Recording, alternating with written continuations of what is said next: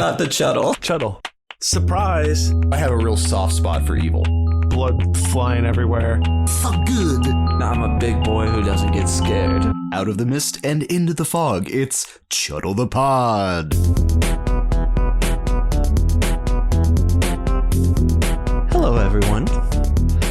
Welcome to Chuddle the Pod, a horror movie club where horror movie lovers have a feel-good time. On this show, what do? We talk about horror movies every week, a different one. We do a little deep dive. We ask and answer the same questions. And we keep it spoiler-free in the beginning. And then eventually we talk about spoilers, but we let you know when that happens. Smooth. And yeah, thank you. And what are we talking about today? We are going to Chuddle MadS, the 2024 French film, or 2024 wide release at least. Right. On Shudder. I am not joined by Roos tonight. He got kicked by a donkey. And I am joined by a Balkan Brian. donkey. That's right. Hi, purchaser of Balkan donkeys. There he is, the Ding Dong Donkey himself. And of course, we are not alone tonight. We are joined by our friend, the wonderful, the lovely, the Coke Can himself, from the Nightclub Podcast and Fixie's Playground, Trevor Blanchard. Yeah, Thanks for having me, guys. Thanks for having me. Welcome, bud. Yeah, welcome back. Thanks for coming on back. Last time we had you was Yes. Dash Cam, so which is this is going to be a for us much right now. different ride. Yeah, Really? also that Really? episode's That's popping good. right now. Yeah. So Yeah. yeah, happy to have you back. That'll boost the Took MadS some people numbers. time to realize, like, oh, Yeah, hey, this is yeah. a good movie. Let me check it out. So, Or MadS something. and dash cam. Yeah, we bring you on for those wild rides. Yeah, exactly. oh yeah, I love the fact that y'all reached out to me after I watched it and was like, man, I would love to like cover this one day. And Sam was like, hey guy. And I was like, yeah, you said you sure. wanted to talk about it. I was like, And we're like, oh, perfect. we're about to do just that. Come on over. Yeah, we'll get into all the stuff. But before we do that, I must take this moment to thank our coven of patrons. Your sacrifice gives us life, and we thank your beautiful souls. Thank you. Patrons get an infinite times 2 amount of bonus episodes. Yep. And our back catalog, which is also infinite. And we cover all sorts of stuff in those mailbags, creepypasta. We've been doing a lot of bizarre news lately, which we have fun with. Non-horror movies, all sorts of things. So be a patron. Patrons, if you are a patron, we love you. So now with all club members present and the coven avowed, it's time to crack open that goo book and officially begin tonight's meeting. Give me that goo. Oh, yeah. Thanks, Sergio. Yeah, thanks, Sergio. Let's do some lines. No taglines on this one. We do have a log line from IMDb. A teenager who stops off to see his dealer to test a new drug before heading off for a night of partying. On the way home, he 7 picks up an injured woman, and the night takes a surreal turn. Okay. Well, that is very poorly written. There's a 7 in there for some reason. And also, that first sentence is not a full translation sentence. issue. It's just a teenager who stops off to see his dealer to test a new drug. Maybe. I doubt it. Anybody can make these. Okay. So What? I think I just a case of not I'm being great. A teenager who stops off to see his dealer to test a new drug before heading off for a night of partying. On the way home, he picks up an injured woman, and the night takes a surreal turn. You don't have a 7 in yours? I don't just have a copy 7. And paste, and there's Maybe you a accidentally 7 pressed 7 at some point. in between he and picks. Maybe. I don't see a 7 on the IMDb right now. I was just curious because I had it pulled up for the cast and Sure. shit like that. So that's hilarious. Minus the 7. It's still No. not good. That's not a teenager who stops off to see No. his dealer to test a new drug before heading off for a night of partying must then do something. Yeah. I don't no, like it. The that is- synopsis on Shudder was a lot better than that, but just longer. So Yeah. And we'll get into it. I don't Yeah. know if I love that either. because it was something about like, It's just a is bad this trip. reality or a bad Yeah. trip? Mhm. I do have Like, notes on that yeah. though, On to a night of partying. because I paid attention to. Great. Well, I can't wait to hear them. Yeah, it was one of the things I was looking out for while I watched it on the rewatch. For me, that doesn't seem accurate, but I've also seen the director say things along those lines like it's supposed to be that. But again, we'll get there. All right. Yeah. Movies are made by people, and the people that made this movie are. It was written and directed by David Moreau, who is a French director. I don't know his work. From what I did read somewhere that he did come from that new French extremity wave. At least has made one of those movies. Okay. It reminds me but of I don't remember what it was. the Island of Dr. Moreau. That's the only that's the first thing that popped in my head. Oh yeah, because of his last So name. yeah. It's probably this movie called Them. I just and it's from 2006. Lucas and Clementine live peacefully in their isolated country house, but one night they wake up to a strange noise. They're not alone, and a group of hooded assailants begin to terrorize them throughout the night. It's like, yeah, that sounds like that's going to get fucking brutal or some shit. 2006. Okay. Yeah, right Gotcha. in that time frame. French. This movie stars.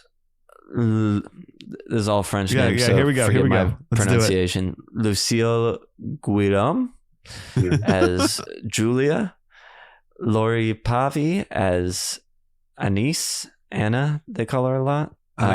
Milton Richer as Roman. Luca. There's a bunch of other people in here. Mm-hmm. Lukowski Yovel as Noah, There but we go. our main characters are kind of the first three I mentioned. Yes, precisely. I don't know that I necessarily need to get into the other actors in this movie. No, but Mostly I have because no I couldn't idea who tell these you people who are. any of them are. Precisely. Even by the character names, I mean, if you go to Milton Ritchie, he only has one credit, MadS. Like they're Wow, all good for they him. don't even have like Lucille has a couple more, but it's not like it's only relatively recently, and I don't think they're all like anything I've seen before by any means. Mhm. So yeah, like Yeah, Lori, the young. Anna character. Mads is her only feature length, and she's done a short and a music video. Mm-hmm. So yeah, I mean, So- young talent, but I think they fucking kill it. I don't know French, too. but I think the acting Absolutely. is Yes. I agree. And they all have a certain je ne sais quoi. great. Haha! You did the thing. Awesome. All right, this well, thing. I know what time it is. Fatality. On a scale of 1 to 10, Psycho to the Sadness, how gory is the film? 1 to 5 intensity, 1 to 5 consistency. Put them together, get your gore score. So the gore, It gets bloody for sure. it's bloody. Mhm. So that's why I'd say the intensity I'd say is low because it's mainly bloody, but it's a lot of blood. Yeah. But the Mhm. consistency is It's may pretty be blood. a little bit higher because it's pretty consistently. That's why I didn't know where to go for. I was 2 point- thinking 2.5 or 3 for that's what I meant. consistency. On Okay. higher So end, I guess. I feel Sure. consistency. I had a 3. I want to say I feel comfortable with that. I could maybe give it a Okay. 4, but I think I feel better with the 3 3 for makes sense consistency. to me. So, Right. Yeah, I agree. I agree And then with the 3. intensity. man, I don't know. I'm kind of looking at a 2 right here, but I want to give it more. I was thinking 2 to 2.5 as well because it really Okay, is just so blood, you know but what? it gets I'm very gonna bloody. go to 2.5. Blood on all over the If face. the half point's allowed, I'll go to the 2.5. Yeah. Yeah. Because I feel like 3's too much, but 2's not enough. A 5.5 total. I Yeah. think that works actually. yeah, I think that's great. Great job. Good job, Gore Meter. I was gonna say good job us. Good job Gorometer. Good job us. Good job you. And let's go to the next Mhm. thing. Yep. Who is the horror forward? Starting with what subgenres does this film fall into?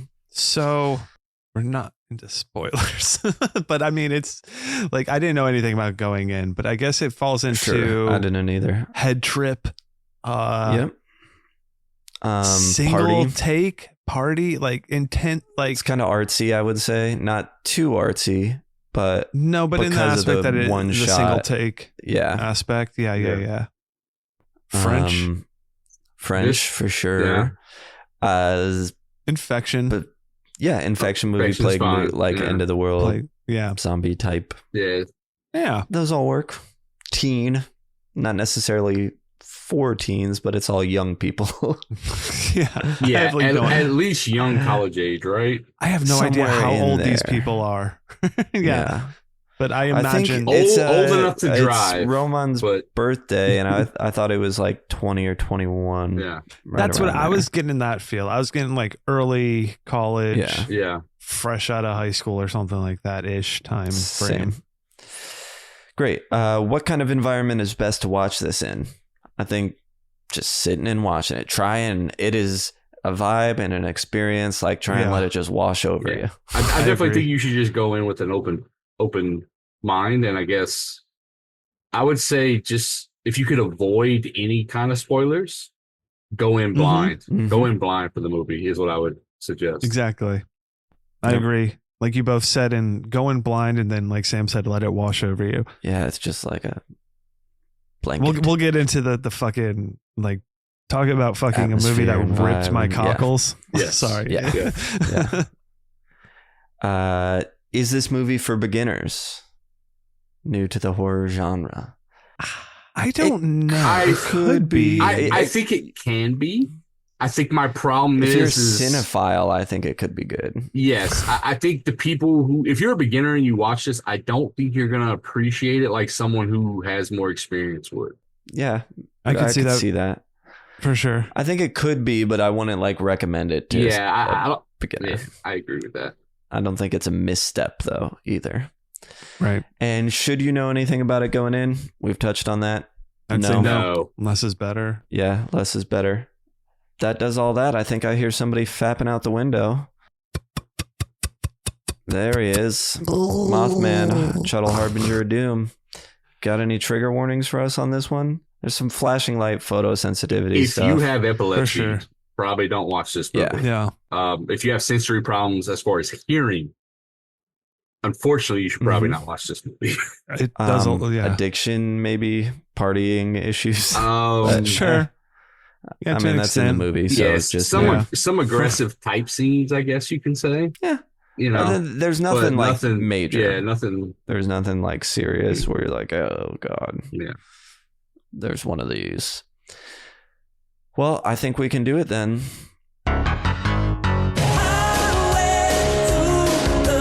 Spoiler zone. Starting with IMDb behind the scenes. IMDb had one behind the scene, filmed in one long tracking shot with no breaks. So figured. what I did is Wrote went your own? and took stuff from a few interviews and put it in here. So there's all quotes from the director, and then there were like I think 2 that I stuck in as we talk about it. So a couple of these I know Brian knows because it was from an article he shared.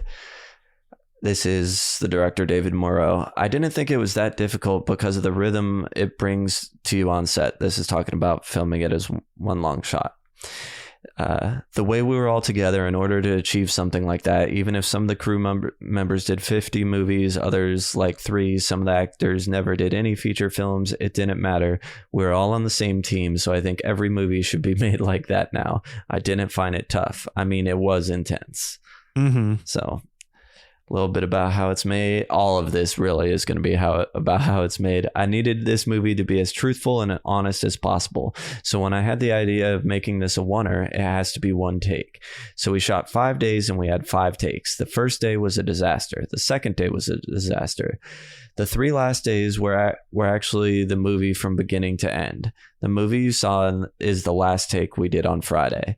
I have the GoPro tapes from the cameras we put on some of the crew members that actually can prove that we made it in one take.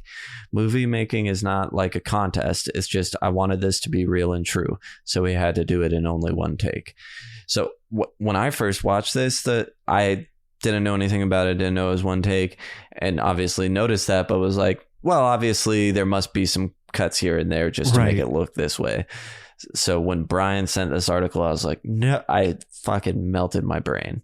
When I first watched it, because I think I was the first of You were the first. to experience it, and I think I watched it like right when it came out, and it was something that I almost didn't throw on because I was kind of like also doing some other work, so I was like putting something on, and I was like, oh, French, I don't know if I can. It ended up Have drawing this my on attention and- into the movie anyway, but Right. it shit, what were we just saying? About them going like through one it take. being in one take. Yeah. And when Yeah. we first watched it and you sent the article, it melted my brain. Right. You were Oh. the first one. Yes. So when I was watching it, I was like, I would keep noticing, I was like, oh, this fucking shot's going for a while. Then I'd lose myself in the story and forget to watch Right. for that. And then come back to it again and be like, oh shit, I need to go back and watch this again to see how long this take is going for. I didn't even Mhm. realize it until like much later on. I was like, wait, is this whole thing one or at least appear that way? Because then I started catching on. I was Right. like, okay, there's where they could hide the thing. There's where they could do a thing. I was looking for that stuff. Yeah, that's the other thing I was looking for. Like when the camera moves somewhere quickly or during the strobing Mhm. Yeah. times and different things Or like just that. creative uses of body angles, like at the beginning of the movie, where he lays down in the car Hmm. Sure. and all Yeah, that could there's allow a lot of- setup, right? Totally. Or like there's a time where there's a hallway and someone walks out of the hallway, Yeah. so it's an empty hallway. I was like, there you go. You could, take a break, do this, Yeah. whatever, and come back from there. But nope. Although Scotty from Fun with Horror insists there's an edit in it. I mean, He's got a better eye than I do, but it'd be pretty bold to do this. I see a lot of things that look like could be edits, but I know there obviously is a lot of flashy stuff overlaid. I mean, there's a lot of CGI overlay Yeah, onto so- certain. some of the things. lighting and the increasing of like brightness or stuff like that. But I mean, CGI isn't really like a cut, right? It's more of an addition. Right. So, Absolutely. because even at the end, like there's one spot where I was like, that might be CGI, and I was like, There definitely is. I mean, we'll talk So, about it but with we'll talk one of about the it, characters yeah. and stuff like that. I got a but- few three more quotes before we Beautiful. get into there. Morrow says he shot MadS on a Red Raptor VV camera built into a custom box system. There's just one in the world that allowed him to handle a little of the mobility and flexibility of a handheld camera without the usual company shakiness. He wanted the look of the film to be stable but not rigid, not handheld but not static. I think it moves between those a lot. There's obviously moments where it does get a lot more hectic yeah, when you're like Absolutely. running with a character and stuff, but then it does smooth out. for a lot of sometimes you stuff can still. see it, Yeah. and then sometimes it goes so. Yeah, it's incredible. it works well. It works well with the way the movie's made, though. I think because the erratic shots I agree. actually heighten some of the Pacing stuff. it and So, Yeah, the story itself it works for it. mhm. This is in regards to preparation. It was really short because we had 1 week of rehearsal in the office, 1 week on location, 1 week with the technical crew, and 1 week of shooting. So it was mainly 5 weeks of rehearsing and the shoot. Yeah. And this is the last one before we get into it. This is he's talking about the director of photography here. Mhm. It was my first time working with Philip for MadS. I went with the strongest one. They were like, how did you decide on him? Not only in terms of technical skill, but also physical prowess. Since we were doing these long takes, I needed a DP who could hold the camera for 90 minutes. Philip is sensitive and precise with the camera. He processed everything in his head and was very particular about which camera we were going to use to shoot. We found this Steadicam operator in Belgium who invented this kind of box where you can put your camera inside the box and you can move the box as much as you want, but the camera stays still. And there's a whole bunch of technical stuff that I've read in interviews that I cut out of here about just how they had to make it work. And the whole problem with the first 2 days of shooting was battery like shit, right? basically, and cables, like the way the cables attached to everything, you had to have them laid out so perfectly. And just one of them was the focus puller didn't work. That's a huge, because I was imagining that like the person who has to sit there the whole time and just like constantly pulling focus on this thing while like just the Yeah, well, I mean, It I'm seems already There's one time go where ahead. Anna comes out of focus when she's running Mhm. through the streets, Yeah. but it kind of works Yeah. in the It moment of works. the madness and everything, yeah, you know? like I'm already like stupid impressed. Just everything you've told me, I'm just like, okay, that's ridiculous because of just the way the movie Yeah. is, you know. it's mad. So Yeah. why are we talking about this one? Why did we pick it? Because we all just saw it and liked it so much we wanted to talk about it, basically. Pretty much. Yeah. Something that's Bruce happened could in a be while. here. I know he's part of it. Yeah. Part of that. And then we already touched on it. Trevor, you had watched it and said you want to talk about it, and we're like, hey, we're doing it. Come on. Come on. No. Yeah, man. And so here we are. Not much to say there. I think we can jump right into the movie discussion. Sounds good. Opening is credits over what looks like cells, maybe human cells or something. And then we see that it's actually zooming out of the mouth of a poster on the wall. It's like someone screaming, and zoomed in on their mouth, slowly zooms out.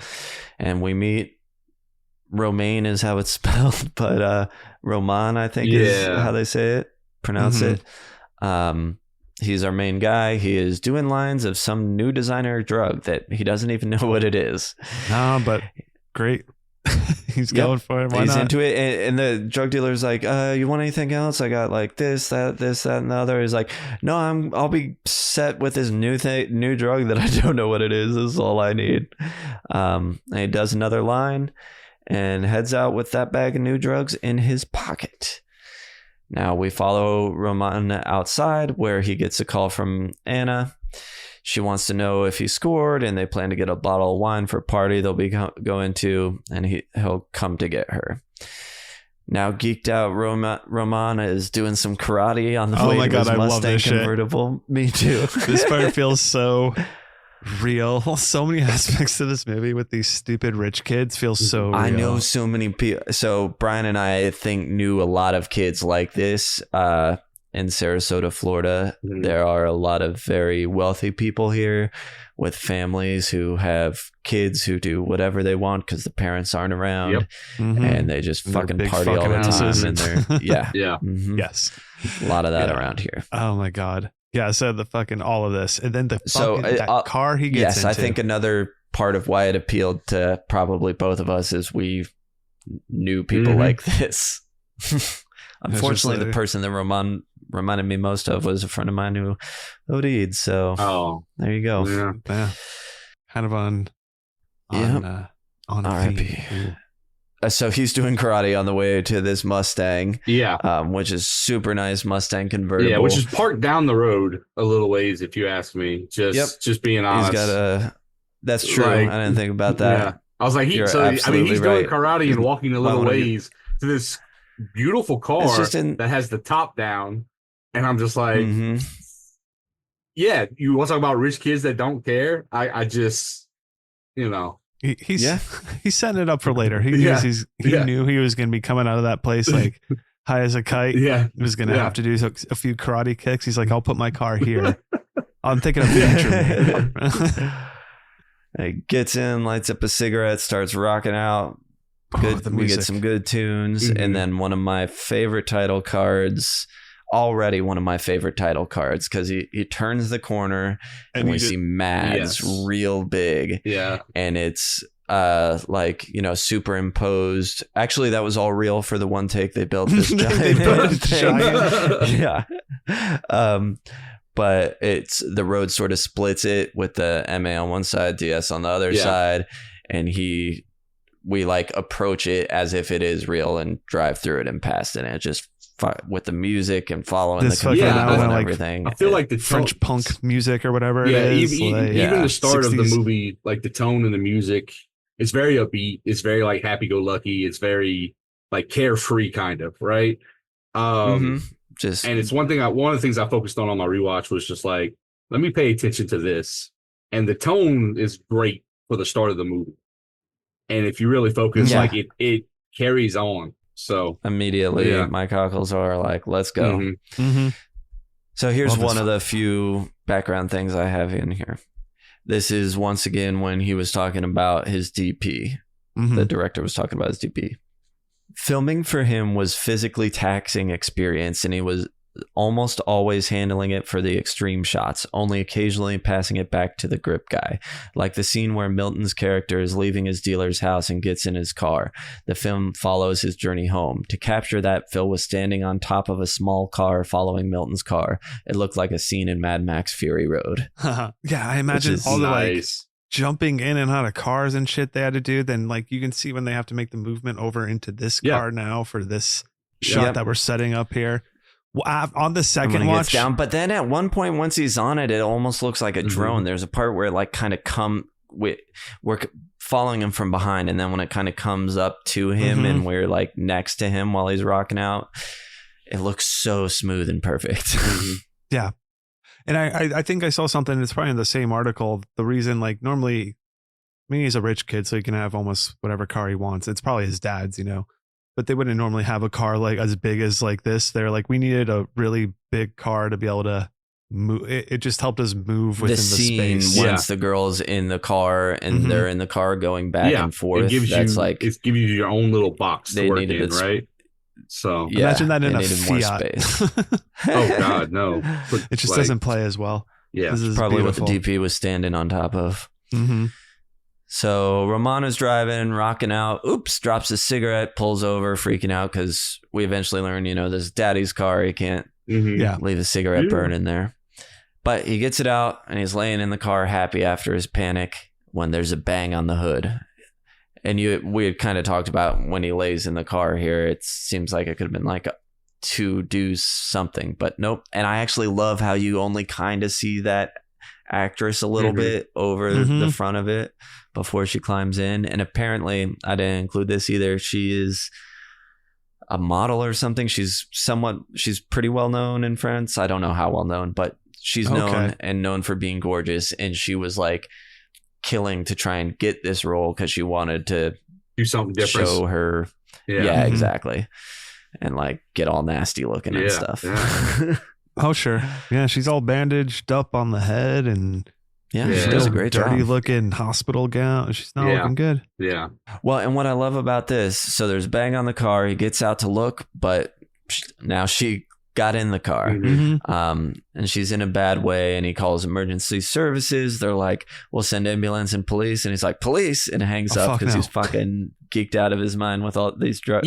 Decided drug on him. Whatever drug, and he has all these drugs on him. He's like, I'll drop you off at the hospital. I get that response, I love it but like I was like, man, you ain't watching enough horror movies. My ass wouldn't have gone anyways. I would have been like, well, the cops are coming. Can't let horror movies influence real life. I definitely would have taken her. I would have been like, I don't know. I got you. Because if anything, I would have been like, though, we're not waiting for the cops because you look in bad shape. If somebody's after you, we need to get out of here. I think the one assumption would be someone has to be after you, right? Okay, exactly. So, but imagine it's like the that end of a horror movie. It's like, that's how most horror movies end, is like, she's the girl who got away. You know what I mean? It's like, but also there's another horror movie. She's a random stranger that could kill me while I'm driving. So, you know, but only if you stay there with her. I feel like most of these people that like die when the person comes to them at the side of the road is like, wait, what do you need? Are you hurt?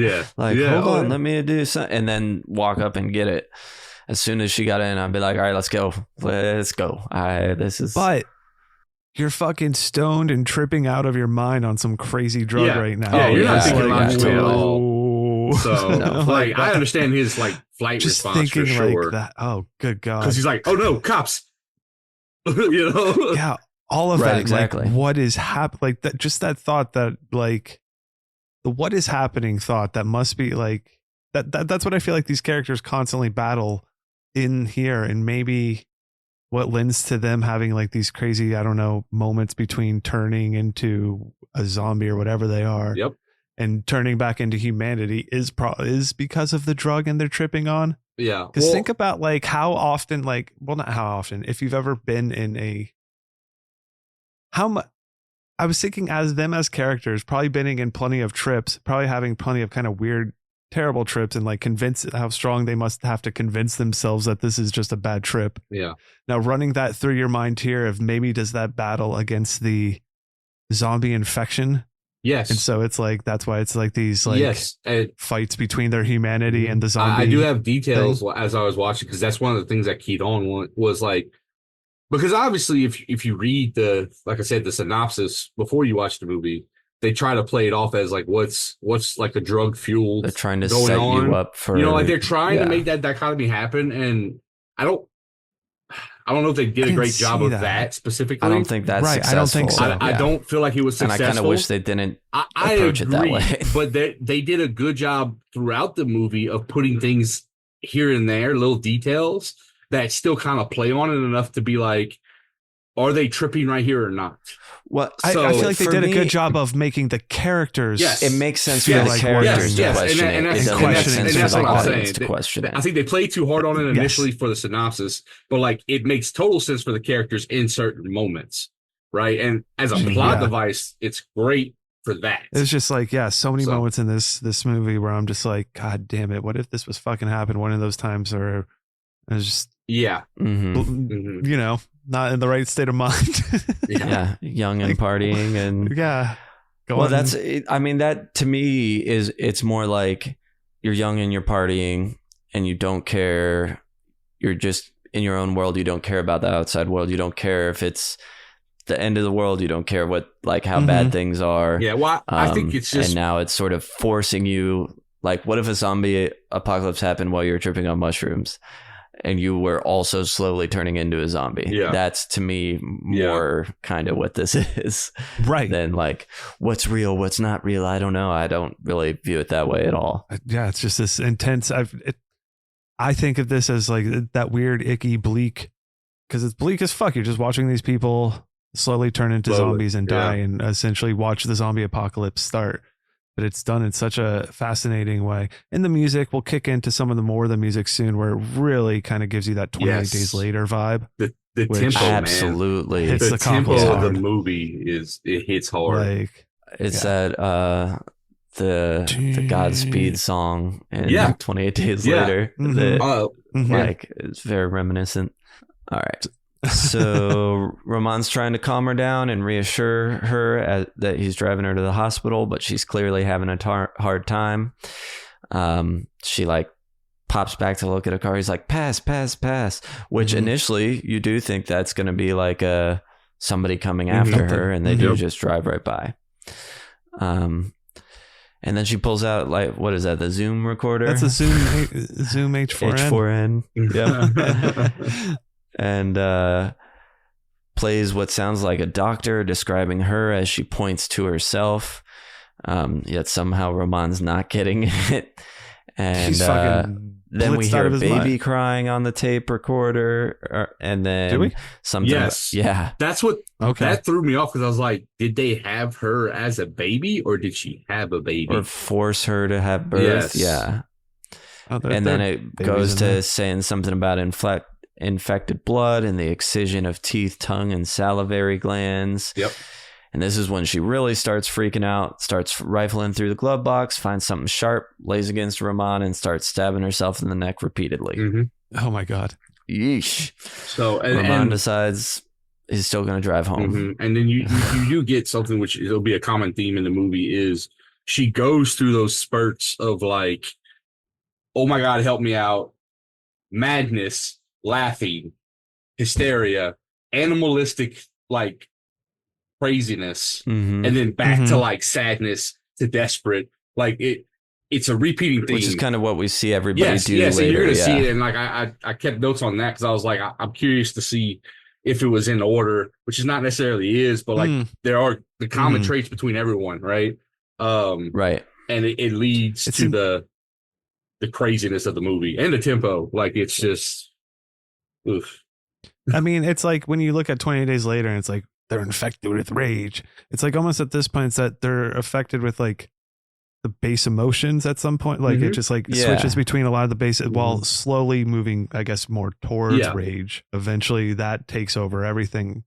if you Well, wanna look at it. when you're exposed to light, that's Kinda. when So the you're, light which is we the find out trigger. later in the movie. So and Yeah. yeah, Will make you the anger or adrenaline or whatever it is. I have it noted. when we get- I do when they too. talk Oh, about it. I perfect. got a word for I word. love noted. the light shit. I don't know. I think it's fascinating. It's really cool. Me too. It's really cool. So Ramon drives home. He's stoned and freaking out, walking through his house, gets to his bathroom, takes a shower. We get some man hams and a French baguette. We do. Absolutely. That was And one of my he notes initially too. is in there with his clothes because I think we all sort of theorized that somehow like the blood washed into the drugs in his pocket, and that's them doing the designer drug is how they got infected. I never put it together. So I didn't put that together. I had different thoughts. me too. Okay. I thought he gets infected when she bloods all over him. Yes. Yes. I feel that's when that happens there. He definitely got like enough blood in and around his orifices for me to buy that, like even a small drop for him. Yes. For him. Yeah. Now later I on, agree as we get to some of the other characters, I kind of noted where I thought they might have had that happen in a way. Because his girlfriend kisses him when he has a bloody like blood dripping down his nose. But not, she comes up and like, but not just that either. In the party, as he's like freaking out and leaving, I don't want to get too far ahead, but like she kisses him in the middle of the dance floor, and that's when he's got the bloody nose. She kissed him for like earlier than that technically, right? Because she was kissing on him when they were driving to the party. She got saliva, but the main part, like you said, is he bit her, but he also bit her. Oh, that's right. He also bites her. He bites her on the lip, and she's like, "What the fuck?" And then he leaves. Happens. So, like, I think that's the point where he probably actually like, transmitted it. So is Julia not? Is she just tweaking and not going to be a zombie? So I had notes at the end because my initial thought. Well, sure, her face gets rubbed in fucking covered in Anna's blood. She does. She doesn't ever get bitten. I think I have a lot of notes on that because I was like, is she infected or is she literally just losing her mind? Because what she just experienced was like a traumatic mental break for sure. Like, there's no way that you're witnessing everything that she witnessed and being like, she's not fucking crazy now, because she is. But how she was acting and how it continued to happen, because it's not like just a quick shot of her going crazy. Like, it's her for like 3 minutes going through that process. And I'm like, maybe she is infected. But you don't see but you don't see the telltale sign, the glowing eyes. You don't see the glowing eyes. Right. And Ramon, I was thinking about, remember he has a bloody nose at the very beginning of the movie. So maybe that's how blood from the other woman can get into his system. Yes. I was trying to think of, like, because how does the transmission? Blood could have gotten his eye. I guess, that works. Yeah, there's a lot of splatter all over the car and him. There's a lot of blood. So, all right, sure. So we get the baguette and the hams, and he gets a call from his dad, who's flying back in the morning, and that's when we find out it's Roman's birthday. So he goes back to the car in the garage, but the girl is gone. Or was she ever there at all? Yeah. The only reason I even added that is because I know to me, this is one of the only parts where that really plays into it. I did want to backtrack a little bit and say that as he's entering the garage with the car, the garage light is flickering a lot. And as he's looking at it, he goes to he goes to throw up and stuff. So like, so that's like, I was trying to see, I was trying to see when the exact moment was that like the light started hardcore affecting him more than usual. But like, as he's driving up and that light flickers, he goes to throw up and he kind of stops himself. And then as he walks from the light into the darkness, like he starts kind of tapping himself on the head and twitching a little. And then like he calms down a little bit in the darkness. So I'm wondering, like, is that like one of the precursor signs already affected? Because his eyes aren't glowing at that point. Because that happens a lot. It does. And every time it did it, I was like, the light's on, the light's off, the light's on, the light's off. And like seeing how they would react. And I think it's fairly consistent throughout the movie that like they definitely show the light changes their MO, like puts them through those phases that I talked about, like the madness, the laughing, the crying, the like lucidity, and then back to the madness again. Right. So the mads. So someone's at the door. It's his girlfriend, maybe, is what I put. It seems like they're sort of not really an official relationship. They do address it a little later on when we get to the scene. I'll tell you. I named her maybe girlfriend to start because I didn't know her name. So I was like, hey, it's maybe girlfriend. So pretty much. This is Anna Anise, she wants to do a line in the bedroom, and he's like, which was kind of suggestive. fucking wait here. Just saying. You wait here. Yeah. Oh yeah, absolutely. Yeah. She's like, hey, you want to do a She's line in all the about bedroom? him. And he's like, no, you wait here. And then like she goes look in the mirror and she's like, idiot. Yeah. And then this is our first perspective change. She goes, looks in the mirror, then goes poolside for a cigarette, starts sending voice messages about how they don't need a ride and a walk. Then Roman comes to her, insists that he's staying. He doesn't want to go out and party with them when loud friends show up. They're outside flashing bright lights with honking, playing loud music. And till he finally agrees to go. Yeah. One cool so thing goes was inside, checks I was just going to say he goes inside, checks the security for the zombie lady, doesn't see her anywhere, sets the alarm, joins his friends in the back of the truck. One cool thing I saw was like the pool was lit up like a red color. I don't know about y'all. I ain't never seen a pool with a red light to light it up. But I thought that was like Red Pool's cool. Yeah. I was like, that's kind of an interesting maybe precursor. The walk-in closet from the garage had two painted skulls as like coat hangers. I was wondering if that was like a call to maybe another movie. But it looked they were badass. So Could be. I didn't even notice that. And then when his friends do show up, he definitely yells at them to like turn the lights off first. So that's just another indicator that maybe it's messing with him. Because then shortly after, he's like, turn the music down, and then his neighbors are like, hey, I'm gonna call the cops. So he's like, turn that shit off. But at that point, the music's off, the lights are still on, and then that's like he yells at him again to turn the lights off. So right.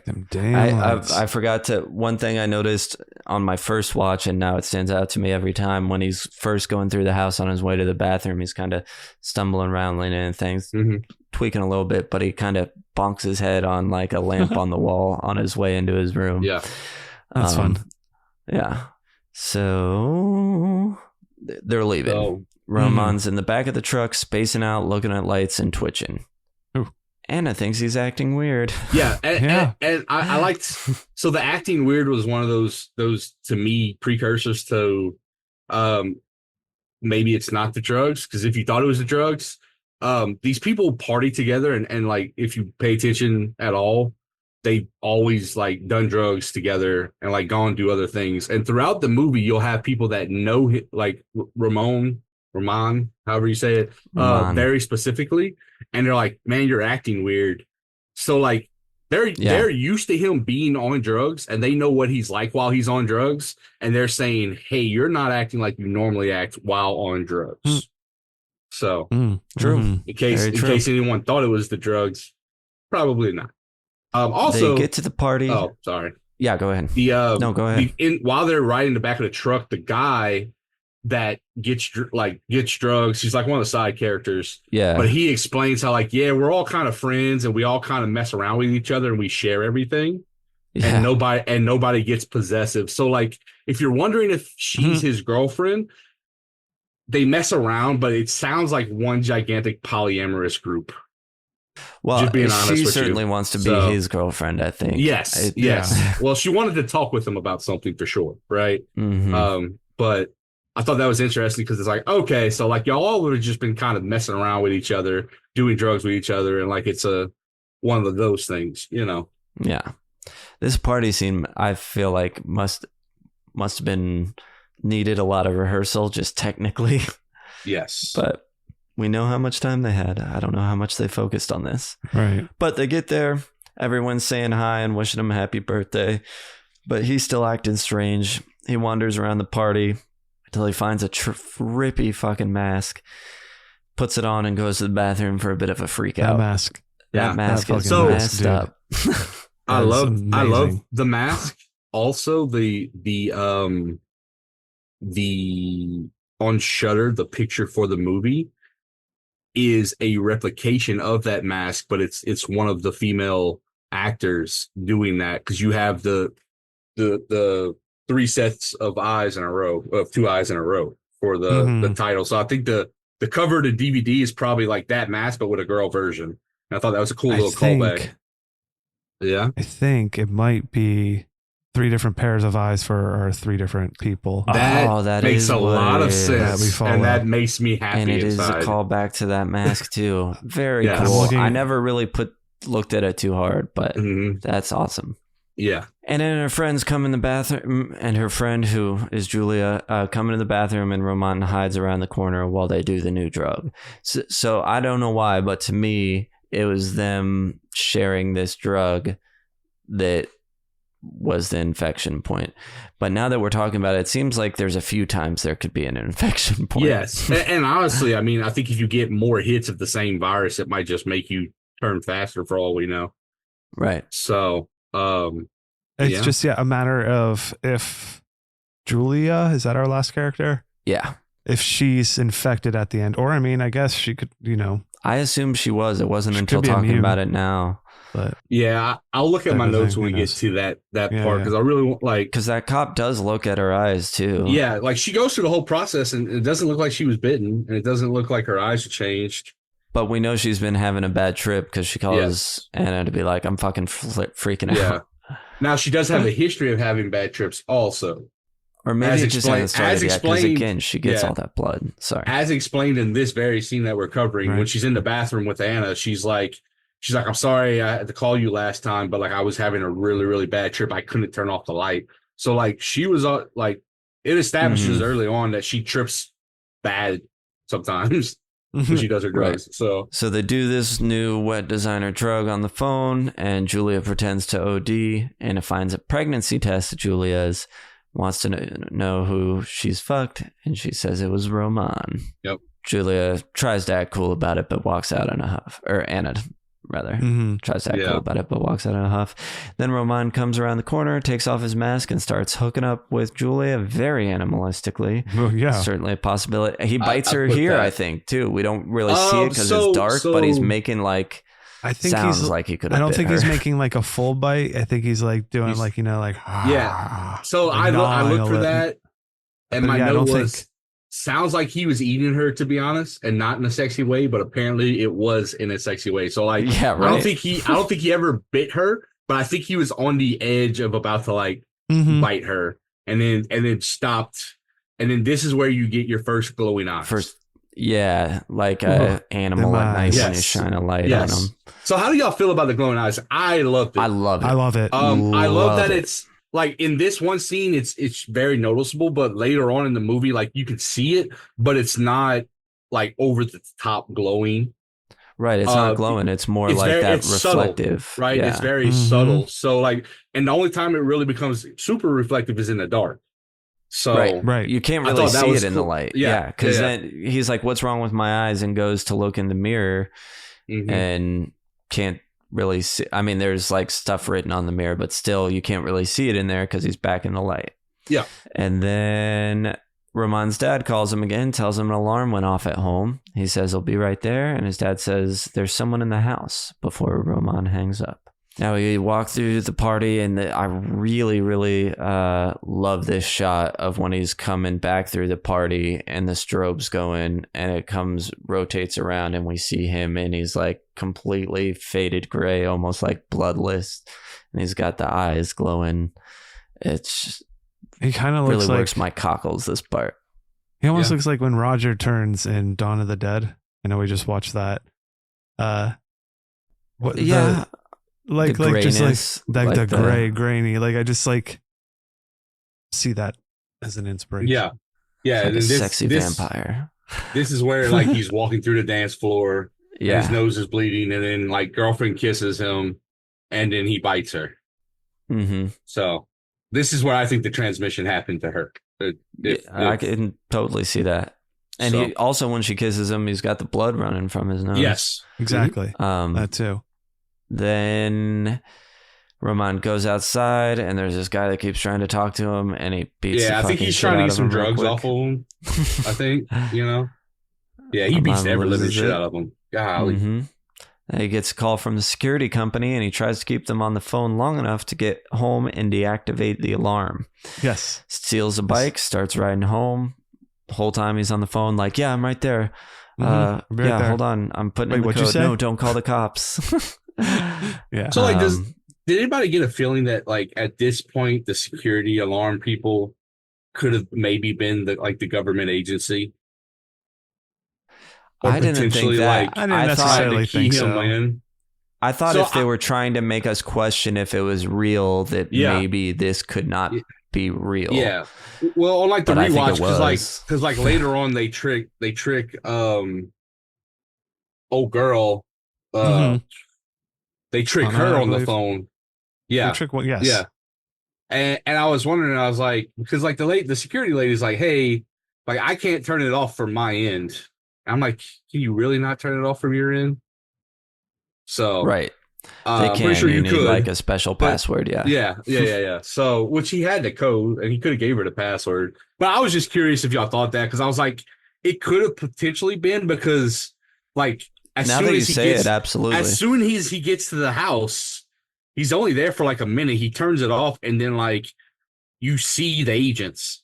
So it's just very Mhm. close, I guess you could say. Maybe it wasn't them that was talking to him, but maybe they got like the alarm and they're like, oh, Well, it's hard to say. The only thing that really seems surreal at all, I know they try and make it that way or should have gone farther with it. I know that was one of Scotty's complaints.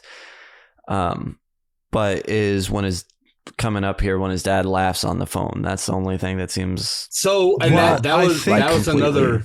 Because Yeah. one of the other characters, she hears that at one point too, that same laugh, and I think Yes. that's. Yes, Ada or And then whatever it then is. after that point, whenever he, I believe, like hears people talk, when he hears the agents talk, it's like in that weird garbled voice and well. stuff like Whenever that. Yeah, well, the they agents have voice talk, that's how boxes they or something sound through like that. like It's always that mask thing? So, but Yeah. I will I say just the am- design, whenever the agents are there, there's always a sound coming out. It's a low sound, but like not them talking, but there's just a sound. So like when agents are around, you can hear that sound. Oh, like a little wah type Yeah, of thing or something. yeah. Interesting. And Cool. And it's not necessarily them talking. Them talking does have a specific sound It's their that's similar theme. to it. They just though. have like a low bass yeah. Yeah. ambiance. So, all right. So he gets there, turns off the alarm. His dad calls to ask a couple questions and starts laughing like a maniac. This is when he starts going around the house, seeing it's a bit of a mess. Like the lady who's in there has been just opening drawers and shit. Finds the Zune H4n, plays it. We learn this is when they start talking about light, the photons make them angry and stronger. Mm-hmm. And hold on. There was a couple of cool things with that I wanted to point out. please, too before. yep. So when he pulls out the recorder, you can hear the science guy say that her temperature is stable at 33.5 degrees Celsius, which is 92.3 degrees Fahrenheit. I looked it up because I was like, I want to know. Right, The interesting. human body normally operates at 98.6. So she's running a whole like 6.5 degrees colder than Mhm. normal, which the doctor does say it's not normal. I'll put it this way: if the temperature of your body goes more than like 3 to 4 degrees lower than that 98.6, you die normally. Like you will get hypothermia and die because it's too much of a shock to your system, right? So I thought that was cool because it's like, all right, so these things have a lower body temperature on average, which kind of points to like the zombie-ish theme, I guess you can say. Yeah, or vampire type thing. Or 'Cause it's not vampire. It's not quite zombie. It's more just like a creature. Yes. Like, Well, I they're like mad. saying infection is fine, like because I don't view them as undead. They can definitely die. Now they could take a lot of punishment, but like, Right. They It's don't not- seem like zombies. yeah. But then it's how not much quite of the that zombie is motif. we only see, like, right? Do we Well, I only mean, I see think the of it people kind of getting very shot? again, are the similar ones on like drugs? Like Anna, right? Is she like being on PCP, you know? right. I think of it similar to 28 Days Later, where when you look at that, yeah, there's zombies, but it was kind of like a rage infection, super rabies type of Yeah. stuff like that Right. with as well, where there was still a lot of humanity behind the Mhm. zombie. It is, which is Yeah. similar to what this is in that infection way, where it doesn't typically turn you into Yeah. that I brain feel like eating this is or zombie Yeah, thing right away. yeah. I kind of I'll like eat your fucking face or whatever that she says. I like I like this style of zombie, if we're gonna call it that. Because I like the notion that like, yeah, you might be having a fever dream, but you keep popping between those things. It's not just one consistent thing. It's always like no emotion regulation. Zombie, Mm-hmm. zombie brain now. Yeah, no regulation whatsoever. So it's like zombie brain now. Oh no, I'm lucid again. What the fuck's going on? Then like crazy laughing, like I said earlier, like it keeps happening.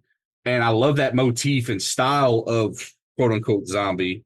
Because I do feel like it's more realistic. You know, if you ever see people that, I don't want to be a downer, but like people that have Alzheimer's or people that have these mental issues or have sicknesses and they have a high temperature and their personalities change, like it makes more sense, I think, to me from a scientific point anyway.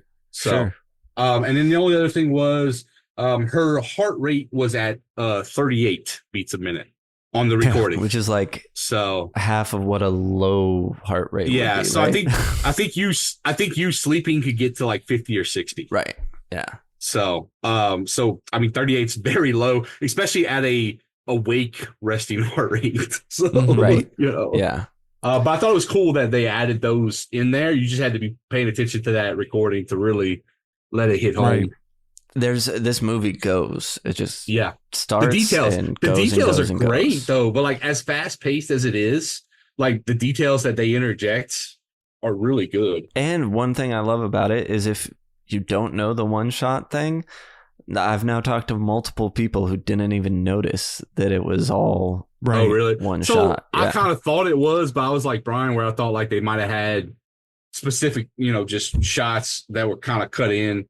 I didn't think it was one continuous I assumed shot. It was when it was over. I was like, this could be like the Birdman movie that Michael Keaton did, where it looks like it's one shot. But. And then Science Guy does talk about how light gives the subjects immense strength. And like you said earlier, where like the photons provoke a physiological response in the body. Yeah, love that. So the lights, man, all the light play, bro. Physiological. Yeah. Great. So now he finds the lady from the beginning in the tub, cutting herself some more. And it looks like she's got some sort of tracker in her. I like this shot too, because he's like looking in the mirror now, but we see her kind of out of focus behind him, pulling out some sort of glowy red thing from her body. Yeah. Well, I think what happens is he goes to leave the room and leans up against the door frame. So as you're seeing him, you're seeing the mirror version of her. Right. That's reflecting her. So like you're not actually seeing her, you're seeing the mirror and the mirror is reflecting her. I thought that was a really cool shot. I agree. Because it's a great way to get your camera in there, show everything you have to show without showing your actual camera equipment, right? And I'm always impressed when I see mirrors and things. Yes, like, and see what you're supposed to see in the mirror, right? Yeah, yeah. But if this was one continuous shot, like they had to have that shot like that, or otherwise you would have saw camera equipment. So, right. So now she's trying to give him whatever she cut out of her body, also trying to write a message in blood. Yep. But he sees some sort of SWAT team at the house. I love this shot. They're of the empty hallway and they're flashing the bright lights. So this is again where I thought there could have been a cut here, right? Sure. They're flashing the bright light in, and then all of a sudden she like kind of crawls in, and every time we get that womp of the bright white light is when she kind of moves, and then when it goes away she kind of is and skittering. the body so first off, the hallway crawling just creepy. Like so I'm getting all kinds of vibes from all kinds of different movies. The Ring you can just throw out there if you want, like but like the body movements, the jerking, even with him when he was like tripping, his head jerks and he would like stretch out his jaw and then like bite back down.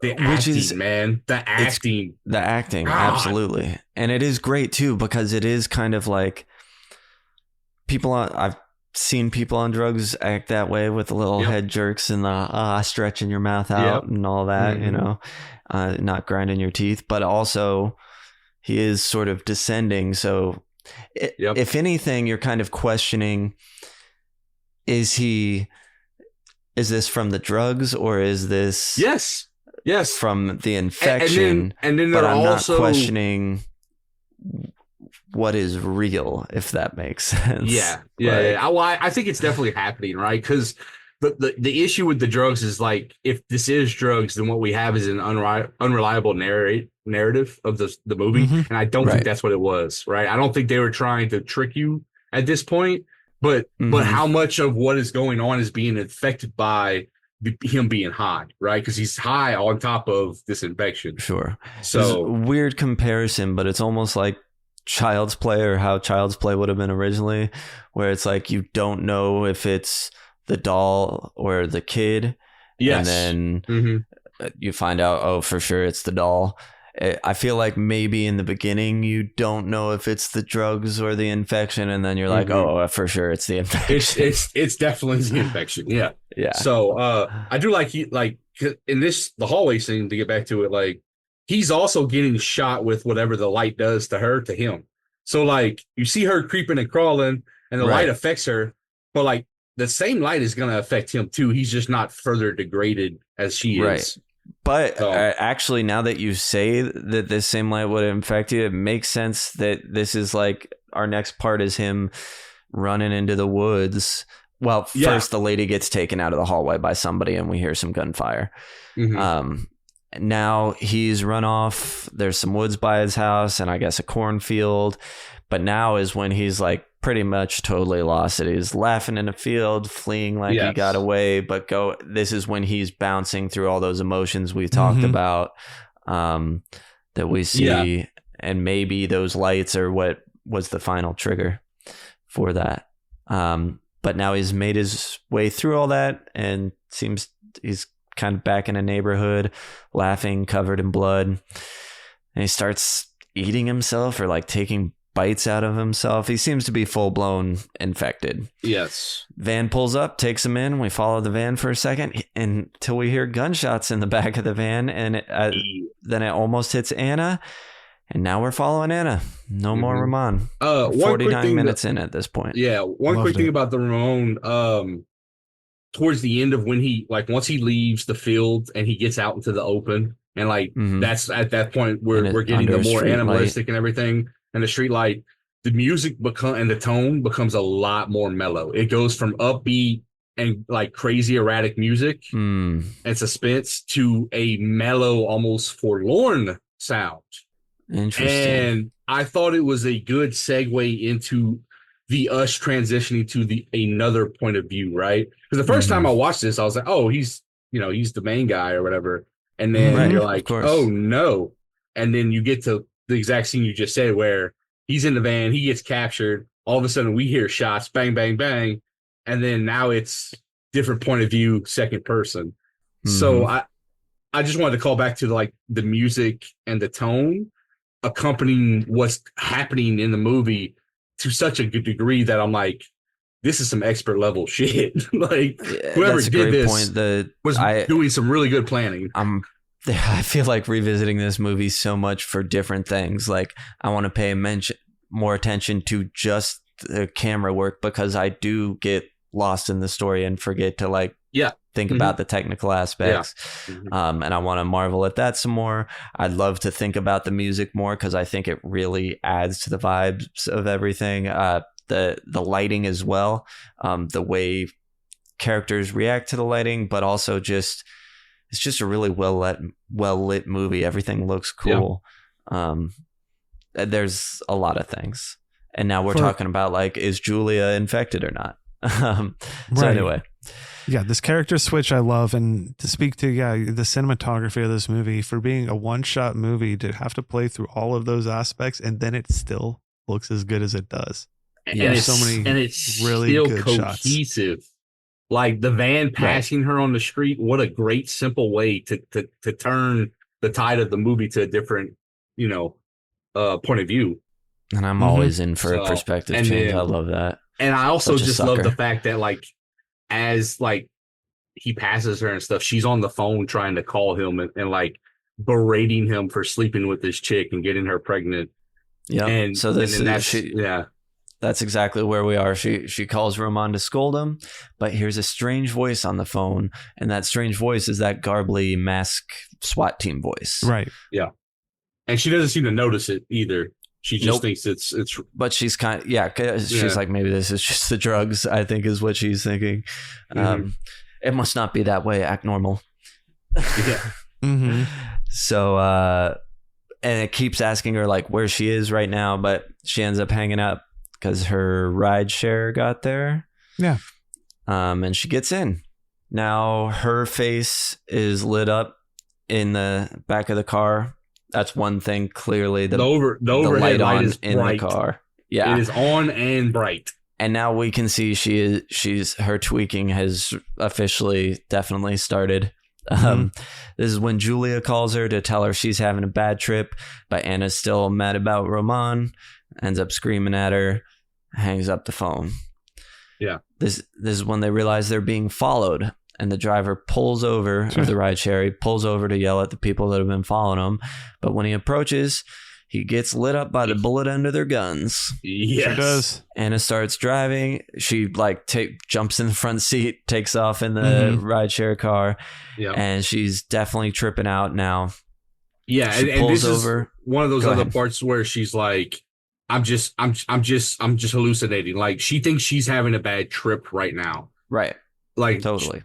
It kind of keys up on it. I just wanted to point that out because we keep talking about that dichotomy, right? Which is crazy because I know people have bad trips on like, the crazy drugs where they're eating people's faces or whatever, bath salts. Mm-hmm. But usually anybody I know that's had a bad trip, it's been like mostly due to introspection and being like thinking dark thoughts and not you let some of the skeletons out like the closet, crazy right? things that aren't there. Mm-hmm. So anyway, she pulls over and starts tweaking in the streetlight. This is when she lays down on the ground, and we basically get a version of possession. Yeah, but she kind of looks like she's transforming. She goes from laughing to freaking out to crying to jerking. One cool thing I liked about the lighting is from here on out, you're going to see a lot of street lamps, and the street lamps are yellow, and a lot of the car lights are yellow. But anytime there's an agent around or an agent's vehicle, it is a blue light. So sometimes what you get is the yellow of the street light, and you'll get the blue light cutting into the yellow light. And that kind of tells you that the agents are like right around the corner, even when you think that she's hiding. Oh, I love that. That was a cool thing. I don't know if they did that on purpose, but I was like, I'm sure, yeah. I feel like they did. And if they did, that's a great plot device. Yeah, that's rad. So yeah, this is when we get her long extended sort of breakdown. She's getting chased by SWAT down the street, and it seems like they're shooting and missing her because of we kind of hear sounds like she gets hit. Yeah. Can you see you can see blood mist. Not okay, so I didn't see that. You can't really tell that she got shot until she goes to the bar, though. That's what I thought. I heard as she's running, you can sound. see blood. Really? You can see little. Man, I didn't know It's the like tiniest mist. little thing, but yes. I think I was too focused on the light play there. But like you could hear the sound of her getting hit. So Absolutely. I was like, did I hear her? But like, right. That made me wonder if it was playing into the drug thing as well. Like, is this? Yeah. If they're shooting her she so much, how are we not no seeing reaction that? to it? She's just running and seemingly having no reaction. Zero reaction.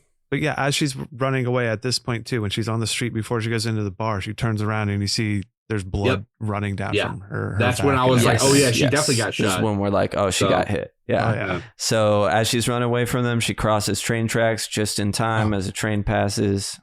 So she gets to safety, she thinks. She... I do want to point out she goes from a lighted area. On hold. Sorry, she goes from a lighted area to a dark area, and when she goes to the dark area, she kind of snaps back to lucidity.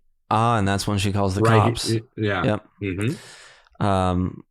But she's placed on hold while she runs through the streets. She makes her way into a karaoke bar and tells them to call the police and lock the door.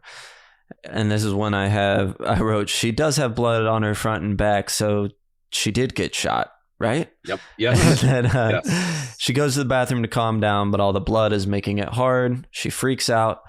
Julia calls and says she has a scooter. SWAT guys are now in the bar, killing everybody in there. SWAT guys are in the bar, bro. So here's the weird thing, though. The SWAT at the end, the lady's like, we're just going around taking out the infected, but they just come in here and kill everybody in the bar. Well, I mean, I think she does say anybody who came within like close proximity of an infected. Sure, but she's looking at a girl covered in blood, being like, "Let me see your eyes." Yeah, I true. mean, I don't, you know. I think at that point, it might not be a perfect. little That's okay. inconsistent. It's a little inconsistent. I agree. It's fine. But I do want to say that, like, what I think. No, that's right though. I think that's the first point where like innocents are getting killed, except for the driver, because the driver got popped. Oh yeah, him too. And he was just in the same vehicle as her. So, and it's weird because like they had no problem trying to abduct Ramon. Like right. they were have cool to with be this abducting one. him. But She just got lucky with the person who came up there. Yeah, we'll call it that. It doesn't bother me, or it's a mistake, and it still doesn't bother me. Yeah, that's all I've really saw it as was just another thing like some aspect of humanity of the interaction between the two. Because at that point, shit's popping off. Yeah, when she's in the bathroom and takes her jacket off and like sees all the bullet holes, like. She kind of snaps back to her humanity because she's like my body, like she's screaming about her body. She's like, she's kind of down to just like a bra type of top or a halter top. You can see but she's her like belly looking and she's like, oh no, my body, and I'm like, holes. So like she's lucid enough to realize that like she's like her body's fucked up, but not lucid enough to realize that like she probably should be dead right now, and she's not. Right. So, so. They kill everybody in the bar. She goes outside and freaks out some more. She and Julia make plans to meet up. Anna passes someone in an alley and attacks her. Then we follow Anna through the park. This is another, I mean, I know it's all tracking shots in one long shot, but this is another one that I'm a fan of as we follow Anna to meet up with Julia, and actually the shot with Julia as well. But here. We follow Anna through the park as she descends into madness. I hate keep going back on you. No, when she's in the bar and she starts jerking and like before she leaves, that's when you get her first white eyes. By the way, her first glowing white eyes. Okay. It's in the bar like right before she leaves. So. Yeah. No, don't worry about giving your notes. They've all been great. I do have a question here. So right before she climbs out the window, they have the agent guy in the glass of the door, but he's only laughing at her. And this is another scene where you get that laughing. But if it was a real agent, don't you feel like they would have tried to like bust in and shoot her like right away, as opposed to just standing there and laughing? So at this point, this is where I'm like, is this the drug? Or is this reality? Because the laughing is the only thing that throws me off through the whole movie. Like the dad laughing, the agent laughing, like it's like I don't know what you hear when you finally, I guess, fully turn. It's the humanity. I don't know why or whatever. So but it's like a cue as to. Yeah, the agent at the end does ask her if she's hearing voices. So maybe it's a side effect of the infection. Yeah, and not the drug. So because when he's on the phone with his dad, is that really his dad? Is he even on the really talking to anybody? Because all you really hear at the end of it is him laughing. Like the dad's like, "Hey, is everything okay? How's the car?" Ha ha ha ha ha ha ha ha. And then like so is it because the switch flipped, or like is there some reality bending metric there? I don't know. I don't know either. Like we said, it's the one thing that confused me throughout the whole movie. I was like, what does the laughing mean? Yeah, I need another rewatch. You're right. Here's the thing. This movie does so much for my cockles that I'm going to embrace its flaws as well. I don't care. Oh, I'm the king of doing that. But I also love figuring stuff out too. Yeah. Even if it doesn't. Yeah, whatever. We follow Anna through the park as she descends into madness. This is when she's looking at lights and stuff. I love this part when she tries to take the guy's bike and he fights back and she throws him into the river. Oh, so good. Now Anna meets Julia and Julia's like, fuck, we need to get you to hospital. Hop on my scooter. They do. Anna is tweaking on the back of the scooter. She pulls Julia's hair, starts rubbing blood on her face as complains that all the roads are blocked. So here's jumping into my other behind the scene. Okay. In that scene where Anise and Julia are on the motorbike and Anise is going crazy, she really did bite poor Lucille. Lucille is who played Julia. The actress who plays Julia. Both of them went out of their way to make this real. I remember Lori who played Anna. I remember Lori telling me after, I have no fucking idea what I did, but I just did it. They're close friends, and they tell me how sometimes it's nice to have scenes where you can forget about it and just live in a scene. So he expanded upon this on an interview I listened to where basically the actress who played Anna, once she started going out into her like freak out thing, when they were done filming, she was like, I don't remember anything I did. I hope it was okay. Yeah. So as soon as she jumps out the bar, and like from that bar to the scene that she meets up with her friend, like, again, the acting, the head jerks, the rapid movements, like the sounds, all those things were just top notch. And I also want to just throw in there, they would increase and decrease whenever she would pass one of those yellow streetlights. Yes. Yep. You're right. So as they were just going, more light play. I'm just at this point, I'm just following the light play, you know. And again, just talking about how good the movie looks, I just love this like close up on them riding on the scooter with the blood on the face and the gold sparkly dress, and it just and the music. It just all works so well. The 28 Days Later and thing going. She does so much to her friend while she's on that bike.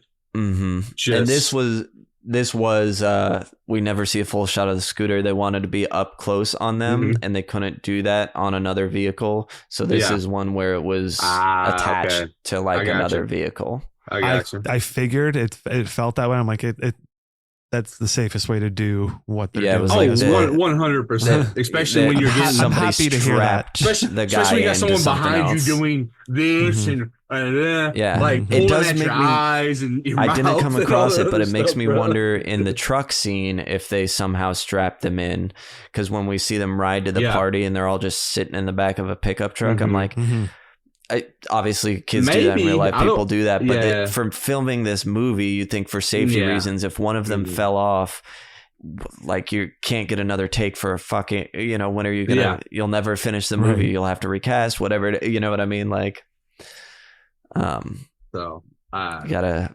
definitely prepare for injury.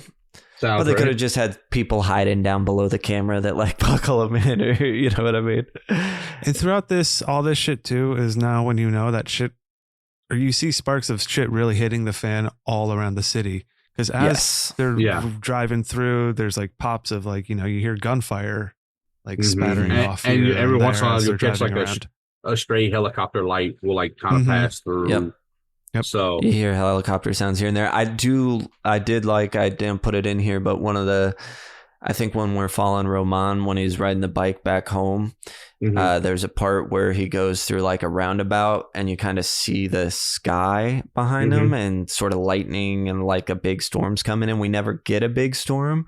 Yeah. But it's just like a tiny little side thing that it's like, the storm's coming type of thing. Definitely. It's a very obvious metaphor, but I like it.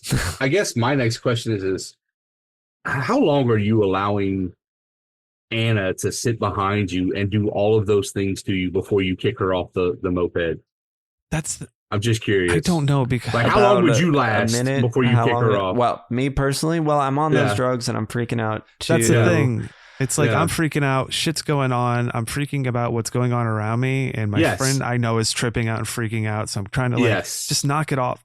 You're being weird. That's a weird thing, but you're tripping. I know that, but I'm tripping. Yeah, I don't know. That's the whole thing. That's what I'm curious, because like I feel like once she starts putting her fingers in my mouth, I'd be like, all right, you need to get off the bike. Yeah, I don't know how long it takes. Yeah. Like, that's what the final straw is.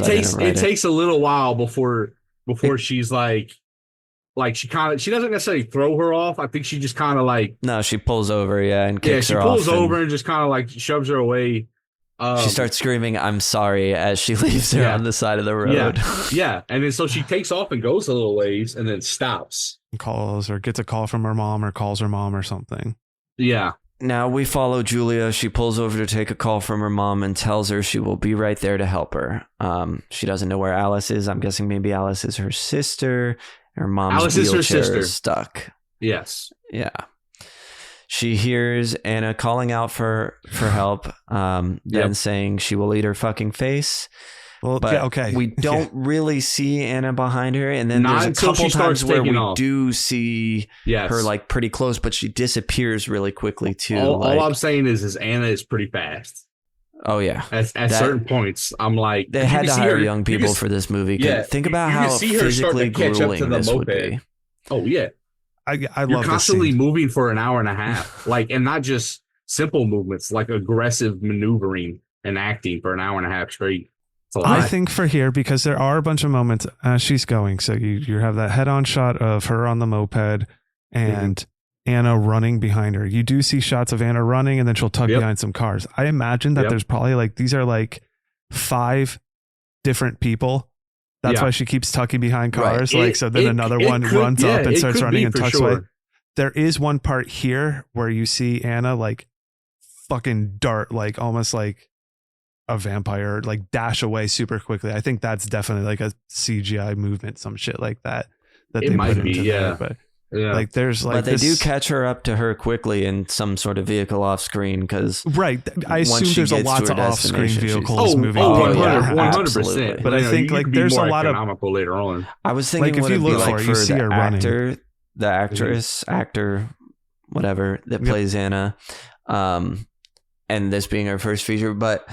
So it kind of follows her, and then she's out of it, and then we see her again at the party, and then she's out of it, and then you just have this time where you're probably waiting at this street corner, just waiting for this van to come, and like the nerve, like feel it, like having to still be prepped and into it, and like just waiting and like waiting she to did hear the that sound transition of the very van well. speeding down the road, like it must have been so exciting and thrilling and scary and fun, all of that stuff. But I like the running and the chasing the moped because it just hits to that superhuman strength.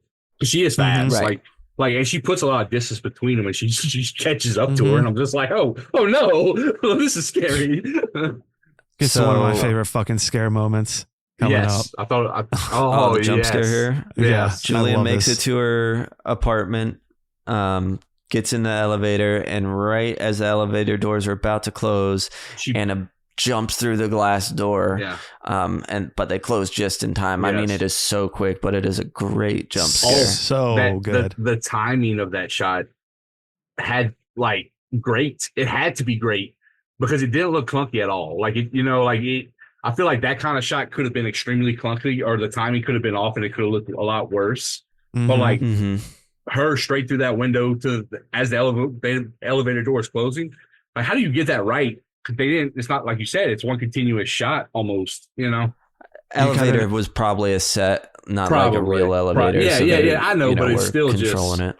That shot's still gotta be. Actually, I know one thing I read. All the indoor spaces are like not necessarily sets because. But locations that's where everything is specific lit. locations. When they're in the streets, you're just in the streets. But that's where they could actually, set everything up. The elevator starts to go up, but then the power goes out. Yes. And she kind of gets stuck in there while she hears everything going on. She hears Anna attacking somebody outside. She hears Alice outside and asks for help, but once again we hear gunshots. Did you have something, Trev? The elevator. So she was talking to a guy asking for help, and then you hear Anna be like, "Oh, that's right. Yeah, I want to. What did she say? I want to smell your face. You smell nice. You smell good. Yeah. Like you smell good. Let me smell your face." And then, like, all you hear is him screaming, and you hear animalistic noises. This scene in the elevator I thought was really cool because it's all sound. It's all sound based. So, like, if you have to be paying attention, but it's badass. So, and that must have been interesting as well. I wonder, like, as they're filming, if they're like playing this for her, if they're like, all right, now you hear this, react to that. Where she I'm can sure move to the next some set and level get ready. of that, of having the actors like kind of probably screaming and saying that, but then obviously, I don't director yelling at her. Yeah, what's funny is the director is like, this was like a really weird one because I pretty much just yell action and cut. right? I mean, yeah, there's so much, like you said, all that pre-planning. That's where all his work is going into. Oh yeah. To this one here. Yeah. So she hears Alice outside and asks for help, but once again we hear gunshots. We hear this weird SWAT voice say she needs to turn herself in, and the power comes back. She goes out of the elevator and comes across some bloody bodies and like one still moving, one refurbished apartment. Yep. Yeah, one looks like an agent that had their guts pulled out. Oh yeah, I didn't think it was an agent necessarily, So but just yeah. to point that out. So the first lady moving on the ground, that was some person, and then but on the stairs as she's going up, it's all black attire. It looks like somebody in tactical like gear. So I assumed it was an agent that lost a fight. So now she's gets in the apartment looking for her mom, but she finds Anna eating someone's face.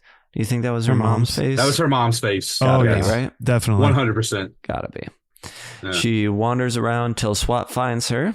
I guess I put he thinks she's okay because, but don't feel bad. Yeah. it's not revealed this lady. She's got that deep gargly voice. Julia thought it was a man also. Yes. So thinks he thinks she's okay because he leaves her to go after Anna. Anna pops out and he shoots her in the face a lot. That's definitely CGI. Yes, that was the part I was talking about earlier. I figured. Like the one guaranteed like CGI spot was probably this one right here. Mm-hmm. This is what. So before he'd gone after Anna, it was like, let me look in your eyes to see if Julia was right. Yeah, one of them or not. The agent also does check over her body, like lifting up the shirt, looking for bite marks, like hands on, checking her. So it's not just the eye; it's just to say. Looks like Anna bit the agent's leg. Takes the mask off, and it's the lady. Lady tells Julia basically all about the infected and sort of our zombie rules. It's this weird little expo dump on them, on the infected right at the end. And she does this all right before shooting herself, which I love the way that looks. I hate to say, but it's all in darkness and you see the like muzzle flash, but it looks almost like it's covered by a mouth with the blood fly against the wall. And now Julia is holding a big gun, laughing maniacally as she leans against a window and falls to the ground. We see all the power in town go out behind her and sort of pull back as we see her laughing. Credits go over, all of that. The end. One of the notes from the agent that I really liked, because she tells her to leave, but she's like, "Hey, we have orders to kill anyone who has direct contact with the infected. Not life no longer exists." I thought it was a cool quote. She tells her, she's like, "Life no longer exists." And then she's like, "How do you feel? Is your head spinning? Are you hearing sounds? Are you hearing voices? Are the lights noticeable? Are the lights, what did she say? Are you drawn to lights?" Is what she says. And are you hearing voices? And then she asks, like, have you ingested any blood? So not just being bitten, but like ingested any kind of blood. And then also says, "Hey, stay in the dark and have as little light as possible, because the light attracts them." So she tells them all that right before she hands her the rifle, and then fucking taps herself in the head with a bullet. So I thought that was all cool, like little dialogue, right? I agree. Yeah, I'm glad you had all that because it was the end of the movie, so my note taking wasn't as precise. Oh my gosh. There is a lot going on in the end of the movie, though. Like it's those commentary, but then it's her up against that back glass behind her, and like you're looking and seeing what's happening outside while shit's blowing up. Like you said, like shit's blowing up. Like Julia's upset, and then like you can just kind of tell, like, and this is where I was like, is she becoming like just crazy, or is it the infection? Because I just don't know. Then the power all goes out outside. Oh fuck, I love all that shit. I love all of that so much.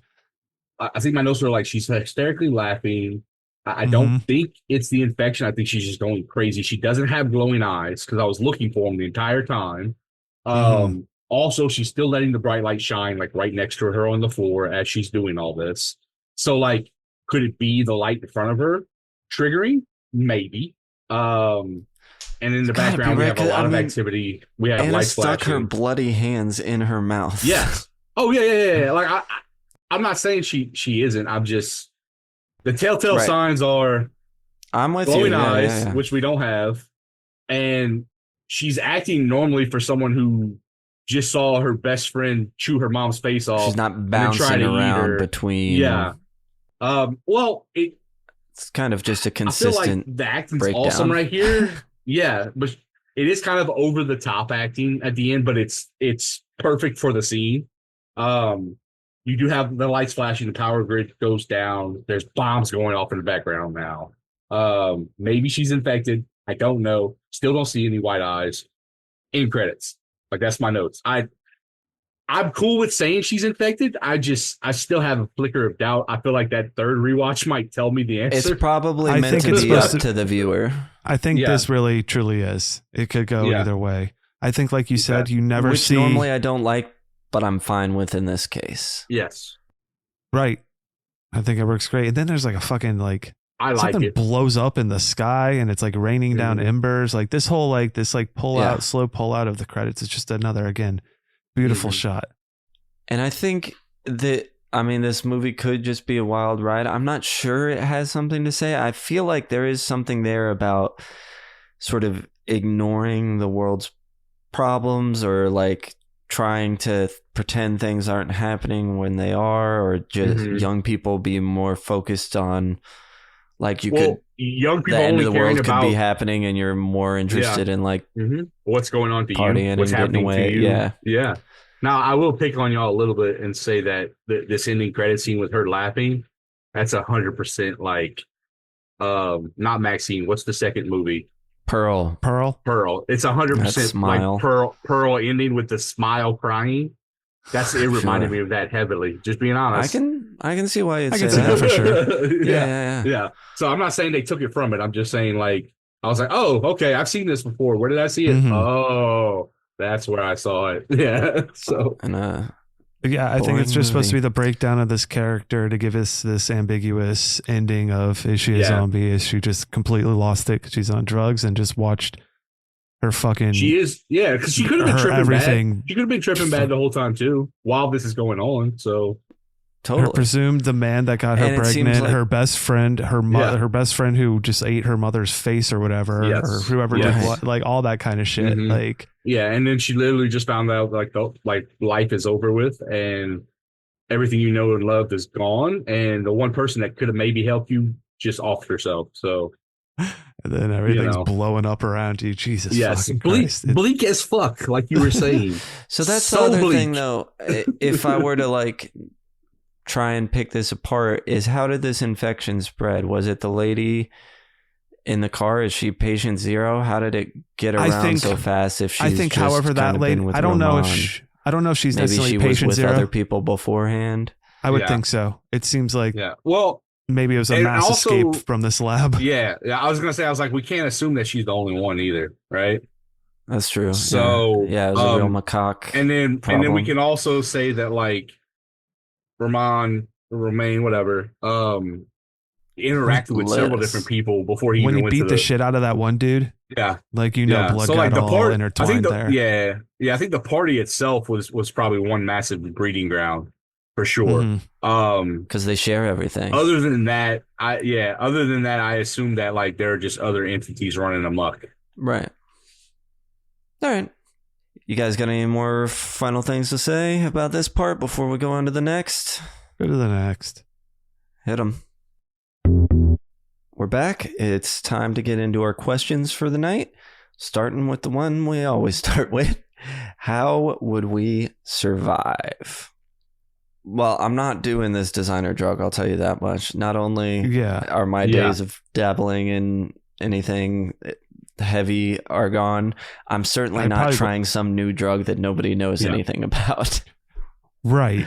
Like, yeah, I'm in the same boat. So at least we're not on the drug. Yeah, when I this would is going never down. have ever in my And life I done also something feel like like I'm that. not in a situation to be around people that would do those drugs, at least during the week for sure. Weekends might be a little bit different, but I'm probably gonna like these kids are going party at like Me 2 neither. o'clock in the morning. I'm in bed sleeping. So I Yeah. feel like I would Yeah, wake right. up So in we're the morning and be like, what's going on? yeah, Yeah. we're all at home. So Yeah. I'd probably just wake up in the middle of the night because somebody was Yeah. eating me. You'd wake up or someone, you'd like walk out, you'd look outside, you just see someone underneath Yeah. their street lamp, like Yeah. getting all jittery. I'd wake up and because weird and my shit. phone would be going. That's true. This is a public service announcement. Yeah.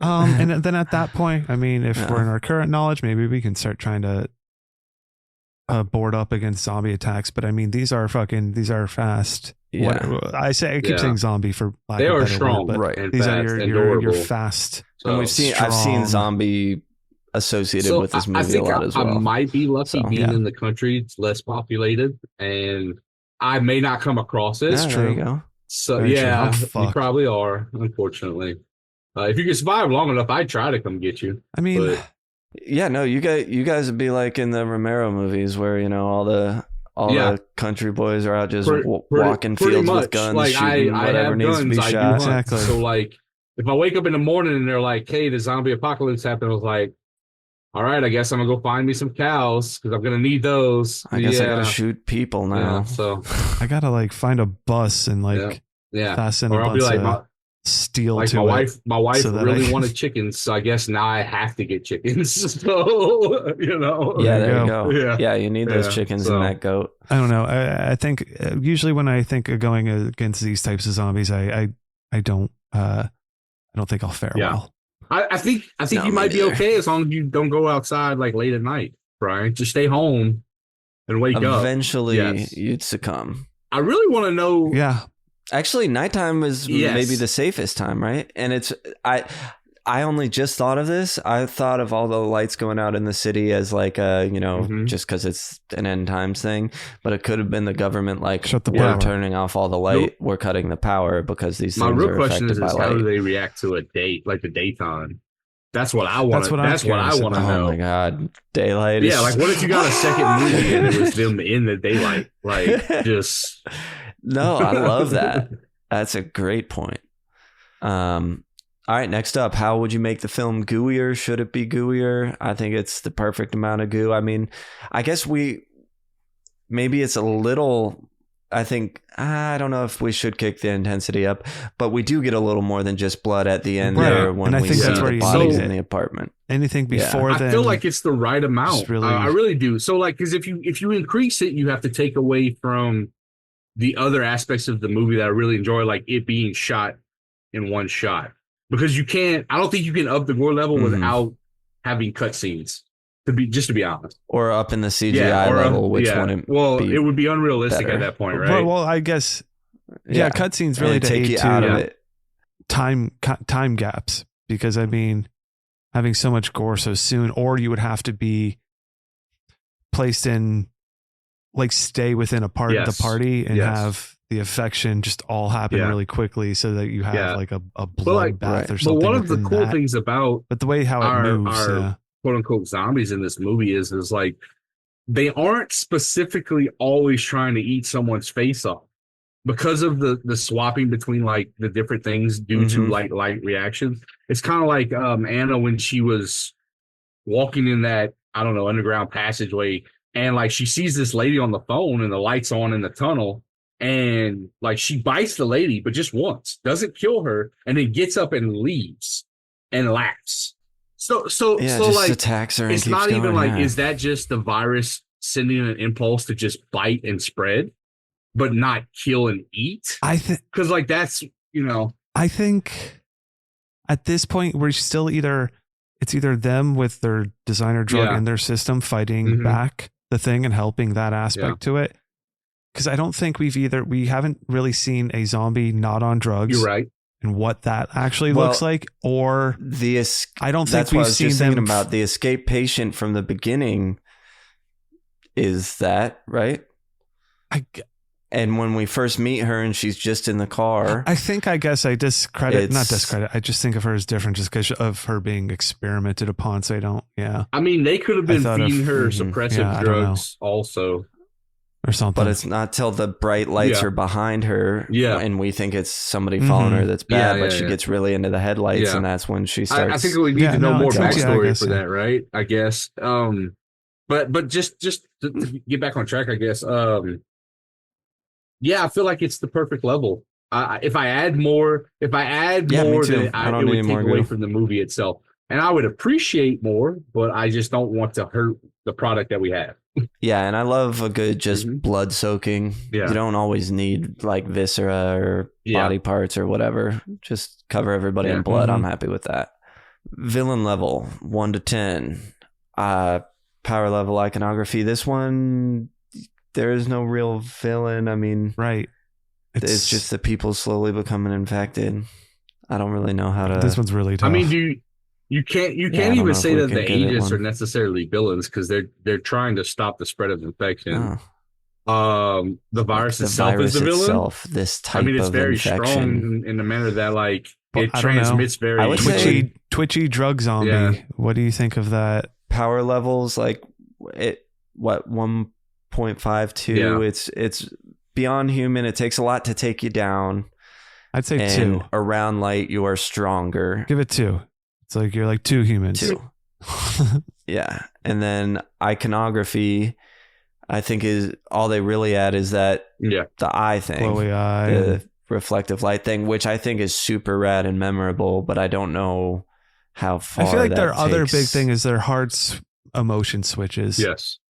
If that makes sense. Like all of a sudden they're laughing. It's very all of a sudden they're consistent throughout crying. the All of a movie. sudden they're angry. Yeah, and the And then it's like I would say the it's almost twitching and like stuff's iconic too. Like the body movements itself are just kind of a character in the movie, if you ask me. Well, I'm thinking in turn when we use the, I would agree with you that they are iconic, but in the iconography terms, it's more about the look is how I think of it. Probably not and like that super can contribute high, to the look, but I think the glowing eyes is probably your best and only thing. 2 as well. Yeah. 2 All and right, 2 a so, 4. Yeah, 4. let's just. Yep, good. Moving That's on. right. Should it have a sequel? What's your sequel? I would actually love a Yes, daytime we just sequel. talked about that. I think I Mm-hmm. want a daytime now that sequel we have it, I'd love to see it. with some exposition. I want to know more about the background of the drug. Some of the details, right? Would be cool. Yeah, I think the as problem much as I is it love would be that a this completely movie different is a movie from oneer, this. a one shot. It would, yeah. I was gonna say I don't don't hate it. necessarily. I want the Yeah. sequel to be a I one don't think shot. the sequel should be a movie. one shot. Make Yeah. it like give me like a action horror. type It of should thing. follow. Then it should follow like a squad member, like one of Yeah. the team members, Yeah. one of the gas Yes. mask guys broke off from the Exactly. team. That wouldn't be a bad idea, something. yeah. That can get you more Yeah. exposition for sure. Be totally into that because I like the infection. I obviously it being a oneer adds so much to it, but I like it on its own as well. Yep. Would you buy the soundtrack or score on vinyl? Yes, Definitely. I would. Yes, yeah, for sure. I love from the first. After Fun. we've been talking about it, I'm probably gonna check it out on Spotify. Is anything action figure worthy? I feel like you need to have an action figure where don't like know. it reacts to light and Yeah. darkness. So like you could have each of the characters, Oh, but when sure. like you like You shine put like a reflective yeah, thing so their behind eyes will glow yeah. or do something like that. I was gonna say if anything, I'd want like a set of the 3, but there's nothing I mean, particularly the agents look cool. cool. Like their motif is simple, but the design's cool. The mask itself is like, Mhm. yeah, so I guess I wouldn't Yeah. mind having want an a action scooter figure of scene. that. Yeah. Well, you get you an action figure of the scooter, like them on the scooter, right? That would be cool. Yeah, that'd be It's great. just Like like, a yeah. bus. Yeah. Yeah. What merch prop promo item would you want from the the film? 3-eyed mask. I want That's that. good. Yeah. Yeah, exactly. I want the designer drug. Yeah. Ooh. I like that Yes. too. Doesn't take up a lot of Put that in. space. Yep. Is very specific to the movie. We'll take the goo again. I'm gonna say this every episode now. If you know if Yeah. the goo from this movie, we'll take a Yeah. bottle of goo. Yeah. Bottle of goo. Oh yeah, Viola Goo. Absolutely. Forgot about that. I like Roman's his shirt, the first one that he's wearing, is a very kind of loosey. Okay. I don't know. Yeah. Oh sure. I like the I second like one. that he's I like wearing. his loose clothing. Yeah. Can I just like have the his car? style. I want the car. Oh, the car. Good Can I fucking have call. the Mustang Oh, can. Yeah. Fuck. That's what I Absolutely, want. Yeah. Good Yep, call. yeah. I want the giant MadS thing that they built Oh, that they drive sure. past. Yes. The title card. Nice. Midnight showing. What are we I'm throwing? throwing glow sticks. Designer drugs. I'm throwing Drugs. glow sticks and battery-powered strobe lights.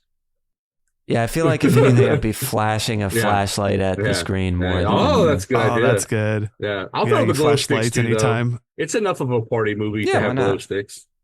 But yeah, absolutely. And Do you shine a what is the laser? popcorn? when the zombie's like looking up at a light, you shine a laser pin at that area where Oh, they're like it's looking. fascinated by it. Yeah. That's fun. Yeah. What's the popcorn bucket for this one? I mean, is it not the mask? Oh, Are we not going to double down on the mask? Oh, I feel gotta be like the mask. that'd be awesome as hell. right. Yeah. Yes. Yeah. Or it's Yes. just a giant like Ziploc bag. Full of So it's like a drugs. bag of drugs. Yeah. Yeah. Yeah. That's the seasoning. Yeah. There you go. That's- yes, that's it a comes good with idea. special I like that. designer seasoning. Yeah. Nobody's tasted this seasoning before. Ooh. Great. Well, I think we can get to that moment where we get score of the movie. I only want your fingers. Should we all, cut our fingers open and bleed on it? Can you wrap your fingers around this? I'll take a Voorhees burger and a side of Jason's bacon. Show them. All right. Time to do the ratings that we do on this show. We use Chuddle scale, 0 to 5 fingers, cut off fingers, do parts of fingers, different things. Each finger represents a different quality about the movie. These ratings are subjective. It's how we like the movie. Doesn't matter if it's good or bad, Mm-hmm. Objectively. And I will go ahead and start with Brian because he's the other guy here right now. Okay. Sure. So that starts us with engaging. That's definitely going to get the full one. I'm fully engaged through this movie, and watching it through the next few times, I was still just engaged, looking for different things. Again, the feel of that. Sticky. I don't know, man. That's Tough to say at this juncture. exactly. I guess I'll give it a 0.75. Sure. I have been thinking about this movie quite a bit and excited to talk about it. So it's stuck in that aspect. And I think about a lot of the filmmaking aspects to it really certainly stick as well. T-shirtable. I'll probably give that a 0.75 as well. I think there's plenty of cool imagery in there, and I would definitely have a t-shirt for it. And I think there's stuff to be made. It would all look like, I think, freaky and weird and all that kind of cool shirt. 3-eyed mask shirts and all. Like, even the poster itself Absolutely. is fucking awesome. Cockles is going to get a 1. I'm sorry, you said that was 1? I said 0.75. Okay. We'll see what we get to at the end. Cockles is a 1. Fully Mhm. blasted, rocked, and socked. And rewatchable, I'm going to give a 1 as well, which gives me a 4.5, which is what I gave it on Letterboxd, and I feel really comfortable with that one. Just because, I think that sits and works well for how I feel. Dope. Rocked and socked. Nice. All right. I'm going to go over to mine. Because you're the other guy that's here. Yes, that's correct. We are going to go to engaging, full 1 again. I get drawn in by many different aspects of this movie, and it moves so quickly, it keeps me there. Mm-hmm. Sticky, I'm going to, same with you, it's so fresh, it's hard to say. I'm going to go 0.75. I've certainly been thinking about it, but once I'm far enough removed, who knows where that'll really be. I think it'll either drop to a 0.5 or go up to a 1, but time will tell. T-shirtable, I'm going to give a 1. I would love a MadS shirt. I just like this movie enough that it's unlikely. It'd have to be like a bad shirt for me not to get it, essentially. Cockles is going to be a 1. This is a real Cockles movie. It's one of those things where how much that affects it, how it just makes me feel, the vibe, the atmosphere, music, the shots, everything. Shot, not shots. The framing, I should say. Just into it. So full 1 there. And rewatchable, I'm going to give a 0.75 to. Even though I am eager to rewatch it, it's not a movie. For me, a full 1 almost has to be something that I'm willing to put on anytime. And I wouldn't say that this is. Who knows? I don't know. It's adjustable. Puts me at a 4.7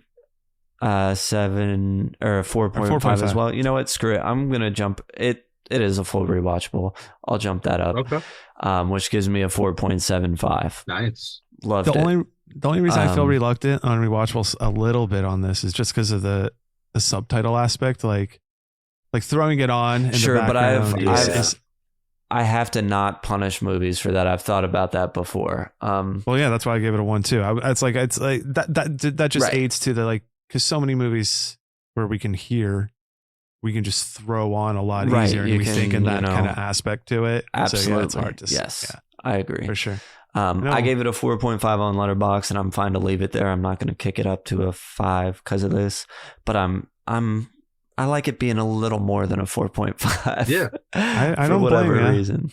I feel like yeah. So there we are. And then Ross did send us his rating. He sure did. I have that available. Awesome. Let's hear it. Engaging. I'm going to give it a full 1. This 28 Days Later train spotting hybrid got me from Jump Street, and I was fully involved to see how batshit things got after the blood started to flow. Sticky. So for Sticky, it sounds weird, but I'm giving Sticky a 0.5, and I had an argument to bump it to that from a 0.25. Even watching this twice, the movie is sticky in my brain, but besides the glowing eyes when there's infected and the batshit scooter scene, much like the drug-infused night, it's all kind of a blur. T-shirtable. So this is going to get a 0.25 for me. Whoa. MadS totally has a vibe of panic disorder and continuous shot of insanity, but I can maybe see 1 or 2 actual things from the movie I would wear on a t-shirt. I thought a good one would be a black and blue drawing picture of the house party and have everyone partying, and having Roman looking straight at you with his glowing eyes, in or out of the mask. Maybe with re-ratings I will bump it up, but for now it's a 0.25. Guy wants a shirt for everything. Cockles. I know. Cockles is going to get a 0.75.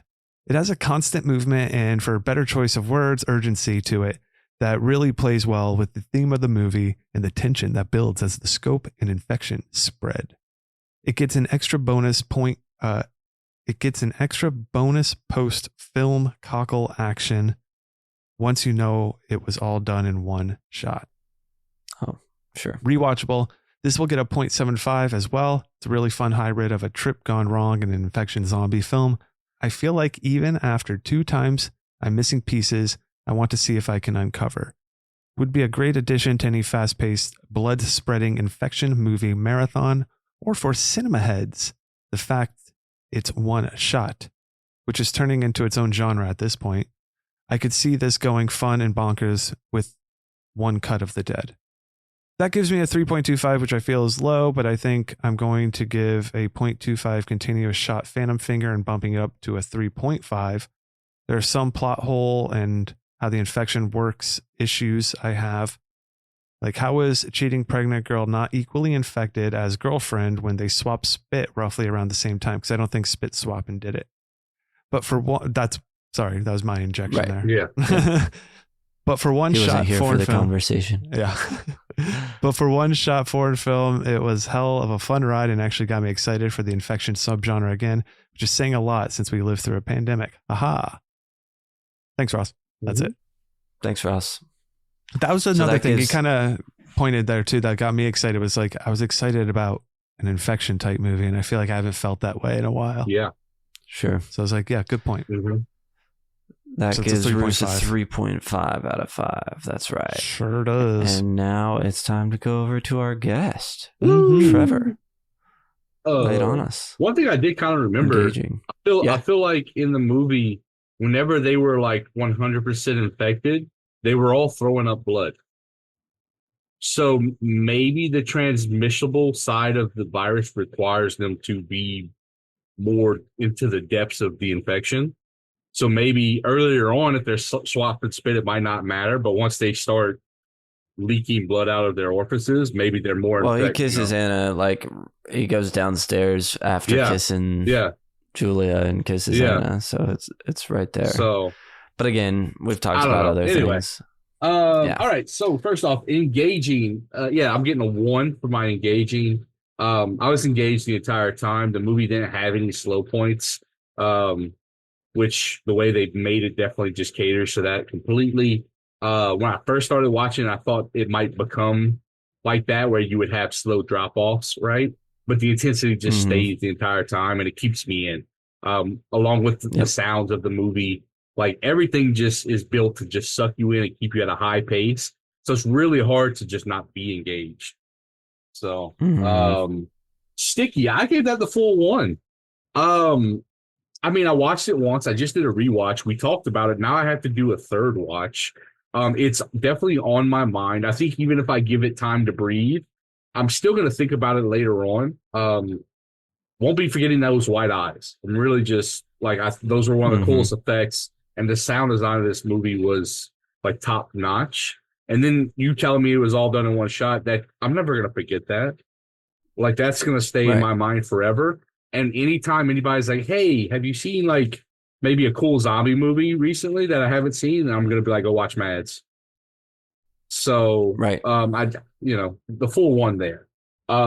T-shirtable, I gave that a 0.5. I can make a shirt, but I feel like I would have to put a lot of effort into making a cool shirt to really make this work. I'd do just the poster, the Shutter poster. Yeah, maybe the Shutter poster. Like, I'm not saying it can't be done. I'm just saying, like, for me to wear it, I don't know. It doesn't have an instant. Yeah, like it doesn't have design, an instant I must have for me. So, like, I'm giving that 0.5. Cockles is the full 1. It tickled my cockles every which way till Sunday. I don't know what to tell you. Great storyline, great sounds, great acting. The plot was good. I didn't really have any gripes with it, other than like maybe the laughing, but we could just chalk that up to infection brain. No big deal. Sure. So rewatchable, I also gave that a 1. I'm already have plans to watch it a third time within 2 weeks. Sure. And I do feel like it's something I could watch once a year. And my scale for rewatchable is throughout the calendar year, will I want to watch it one time? And I think the answer is yes. Sure. That's a good way to look at it. I think I agree with the notion that like it's going to be hard for it to be a background thing because of the subtitles, but I also agree with the not holding that against the movie because it is what it is, Right. But I would rewatch it. So that's going to put me at a total of a 4.5. So high praise for me. It feels really good. I think that's probably where I'd have it. So now I should say, I know we all came in really high on this movie. We've been recommending it. Not hitting for everybody. Yeah. We a few people, more than a few people in the Discord. Well, I feel like it's been about like a 50-50 hit at this point. I would say so. Yeah. And they either love it or be like not into it. I did ask Rickles, and Rickles says he gives it a 4 out of 5. So he didn't give me the full Chuddle scale. He just gave me a quick reply. So he says 4 out of 5. So he likes it a lot. Yeah. Ricky from also on the Nightclub podcast, he was supposed to join us tonight, but unfortunately, just like Roos, got kicked by a donkey. Yep. Mm-hmm. Watch out for donkeys, folks. Do you want to go over to what the Discord has to say? The club? Yeah, I'd love to. Travis Maxwell Boone, Witch Doctor of Doom, engaging 0.5, engaged until it got blah. Sticky 0.25, beginning and moped scene stuck. T-shirtable 0, no. Cockles 0.25, not really. Rewatchable 0.25. I'd try it again one day, but probably not. 1.25 out of 10. Throwing in infidelity at the screen. So I guess he didn't. Infidelity. Oh, because there's but they're not really in a relationship. They all just they're all just like doing their stuff. Yeah. Right. Tiger Snake Kate. Tiger Snake Kate. Yeah. I never want to yuck on someone else's yum, but I really did not enjoy that. The only one I can hand out is to the bowl of ice cream with strawberry topping that sustained me. I was kind of intrigued for a little while, but I think this one definitely is it for me. That said, I'm still looking forward to what you have to say about it. So thanks, Kate. I'm glad you still want to listen to us. And Scotty, I don't know if he had anything to say, but we've talked about it. Fun with Horror. Also, did not care for it. I know he gave it a 2.5 out of 5 on Letterboxd. Oh, we did? Yeah. Engaging, 1. I was on board for a good bit of the movie, but got bored in the last fourth of it. But at the same time, the single shot aspect made this movie engaging enough. Sticky, 0.25. That title card was rad. Yeah, it was. Yeah, they built that. T-shirtable, 0. There's absolutely nothing from this movie I would put on a shirt and wear it in public. Oof. Yeah, like, ooh. Cockles, 0. This movie does nothing for my cockles. And rewatchable. That is the thing. I don't know, man. Rewatchable, 0.25. It seems like it's been kind of anti-cockle for some people. Same with Kate and it just wasn't it's their like, jam, TV. man. I think for me, like, I just love the world, the lighting, the framing. Like, the one shot is awesome and adds to it, but again, I forget that it's even happening sometimes. Like, precisely.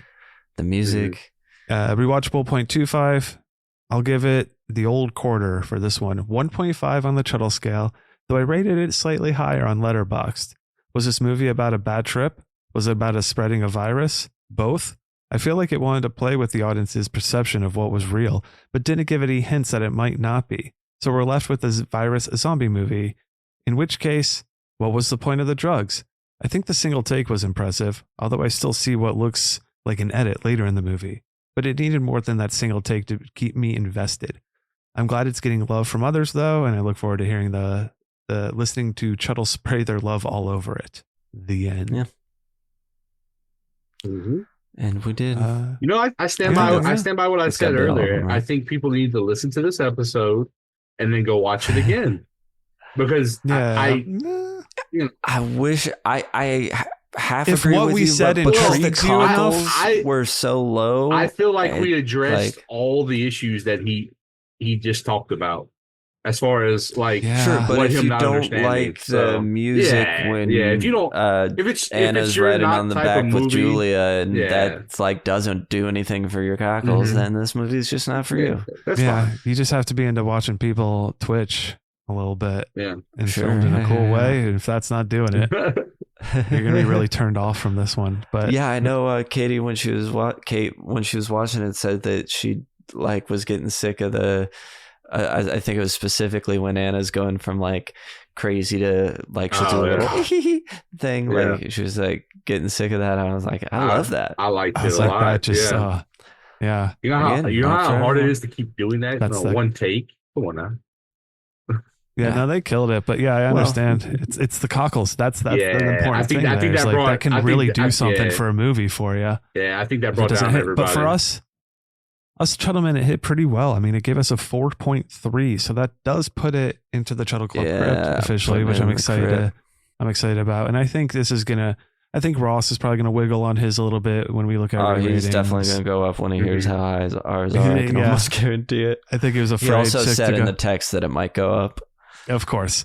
So, I mean, let's just tack it on to Ross's score. It might go up. He says that every time, though. Yeah. That sits it in good company. Right below, right in with The Descent, Fido, Deep Red, Lawnmower Man, Friday the 13th, Part 3, Color Out of Space, The Sadness, The Blob. Those are all 4.3s. Right above Halloween, 2018, Scream 2. What's going down? One of the movies we just mentioned scores will lower. Oh, shit. We'll see what that is coming up soon, but that does it for our score for this one. Yeah, it sure does. And if you made it this far, thank you so much for listening. This is the part where we wrap it up because we're at the end. So thank you. Be a friend, tell a friend, tell your friends about us, rate and review, all that stuff that you hear. Follow Chuddle the Pod on Instagram and Threads if you want to stay up to date with the podcast. Follow at Ross Purvis on Instagram if you want to see his tattoos and art and spend money with him on those things. You can follow me, Chuddle the Sam, Brian Chuddle the Brian with a Y on Letterboxd if you have any interest in seeing what movies we're watching or what lists I'm making. And jump into our Discord if you want to participate and be part of the community. We'd love that. Just to make that easy for you, all that stuff is down in our show notes. And that does it. Trevor, I want to thank you for coming on again. Always good content. You brought a lot of interesting points. I appreciate your notes. Check out Fixie's Playground in the Nightclub podcast. You got anything you want to point anybody to before we wrap this on out of here? Man, there's probably at least a handful of movies I could tell you, but I'm terrible with names and I can't remember them right now. So, but yeah, no, thank you for having me. Appreciate that. Thank you for being here. And until next time, avoid the time loop.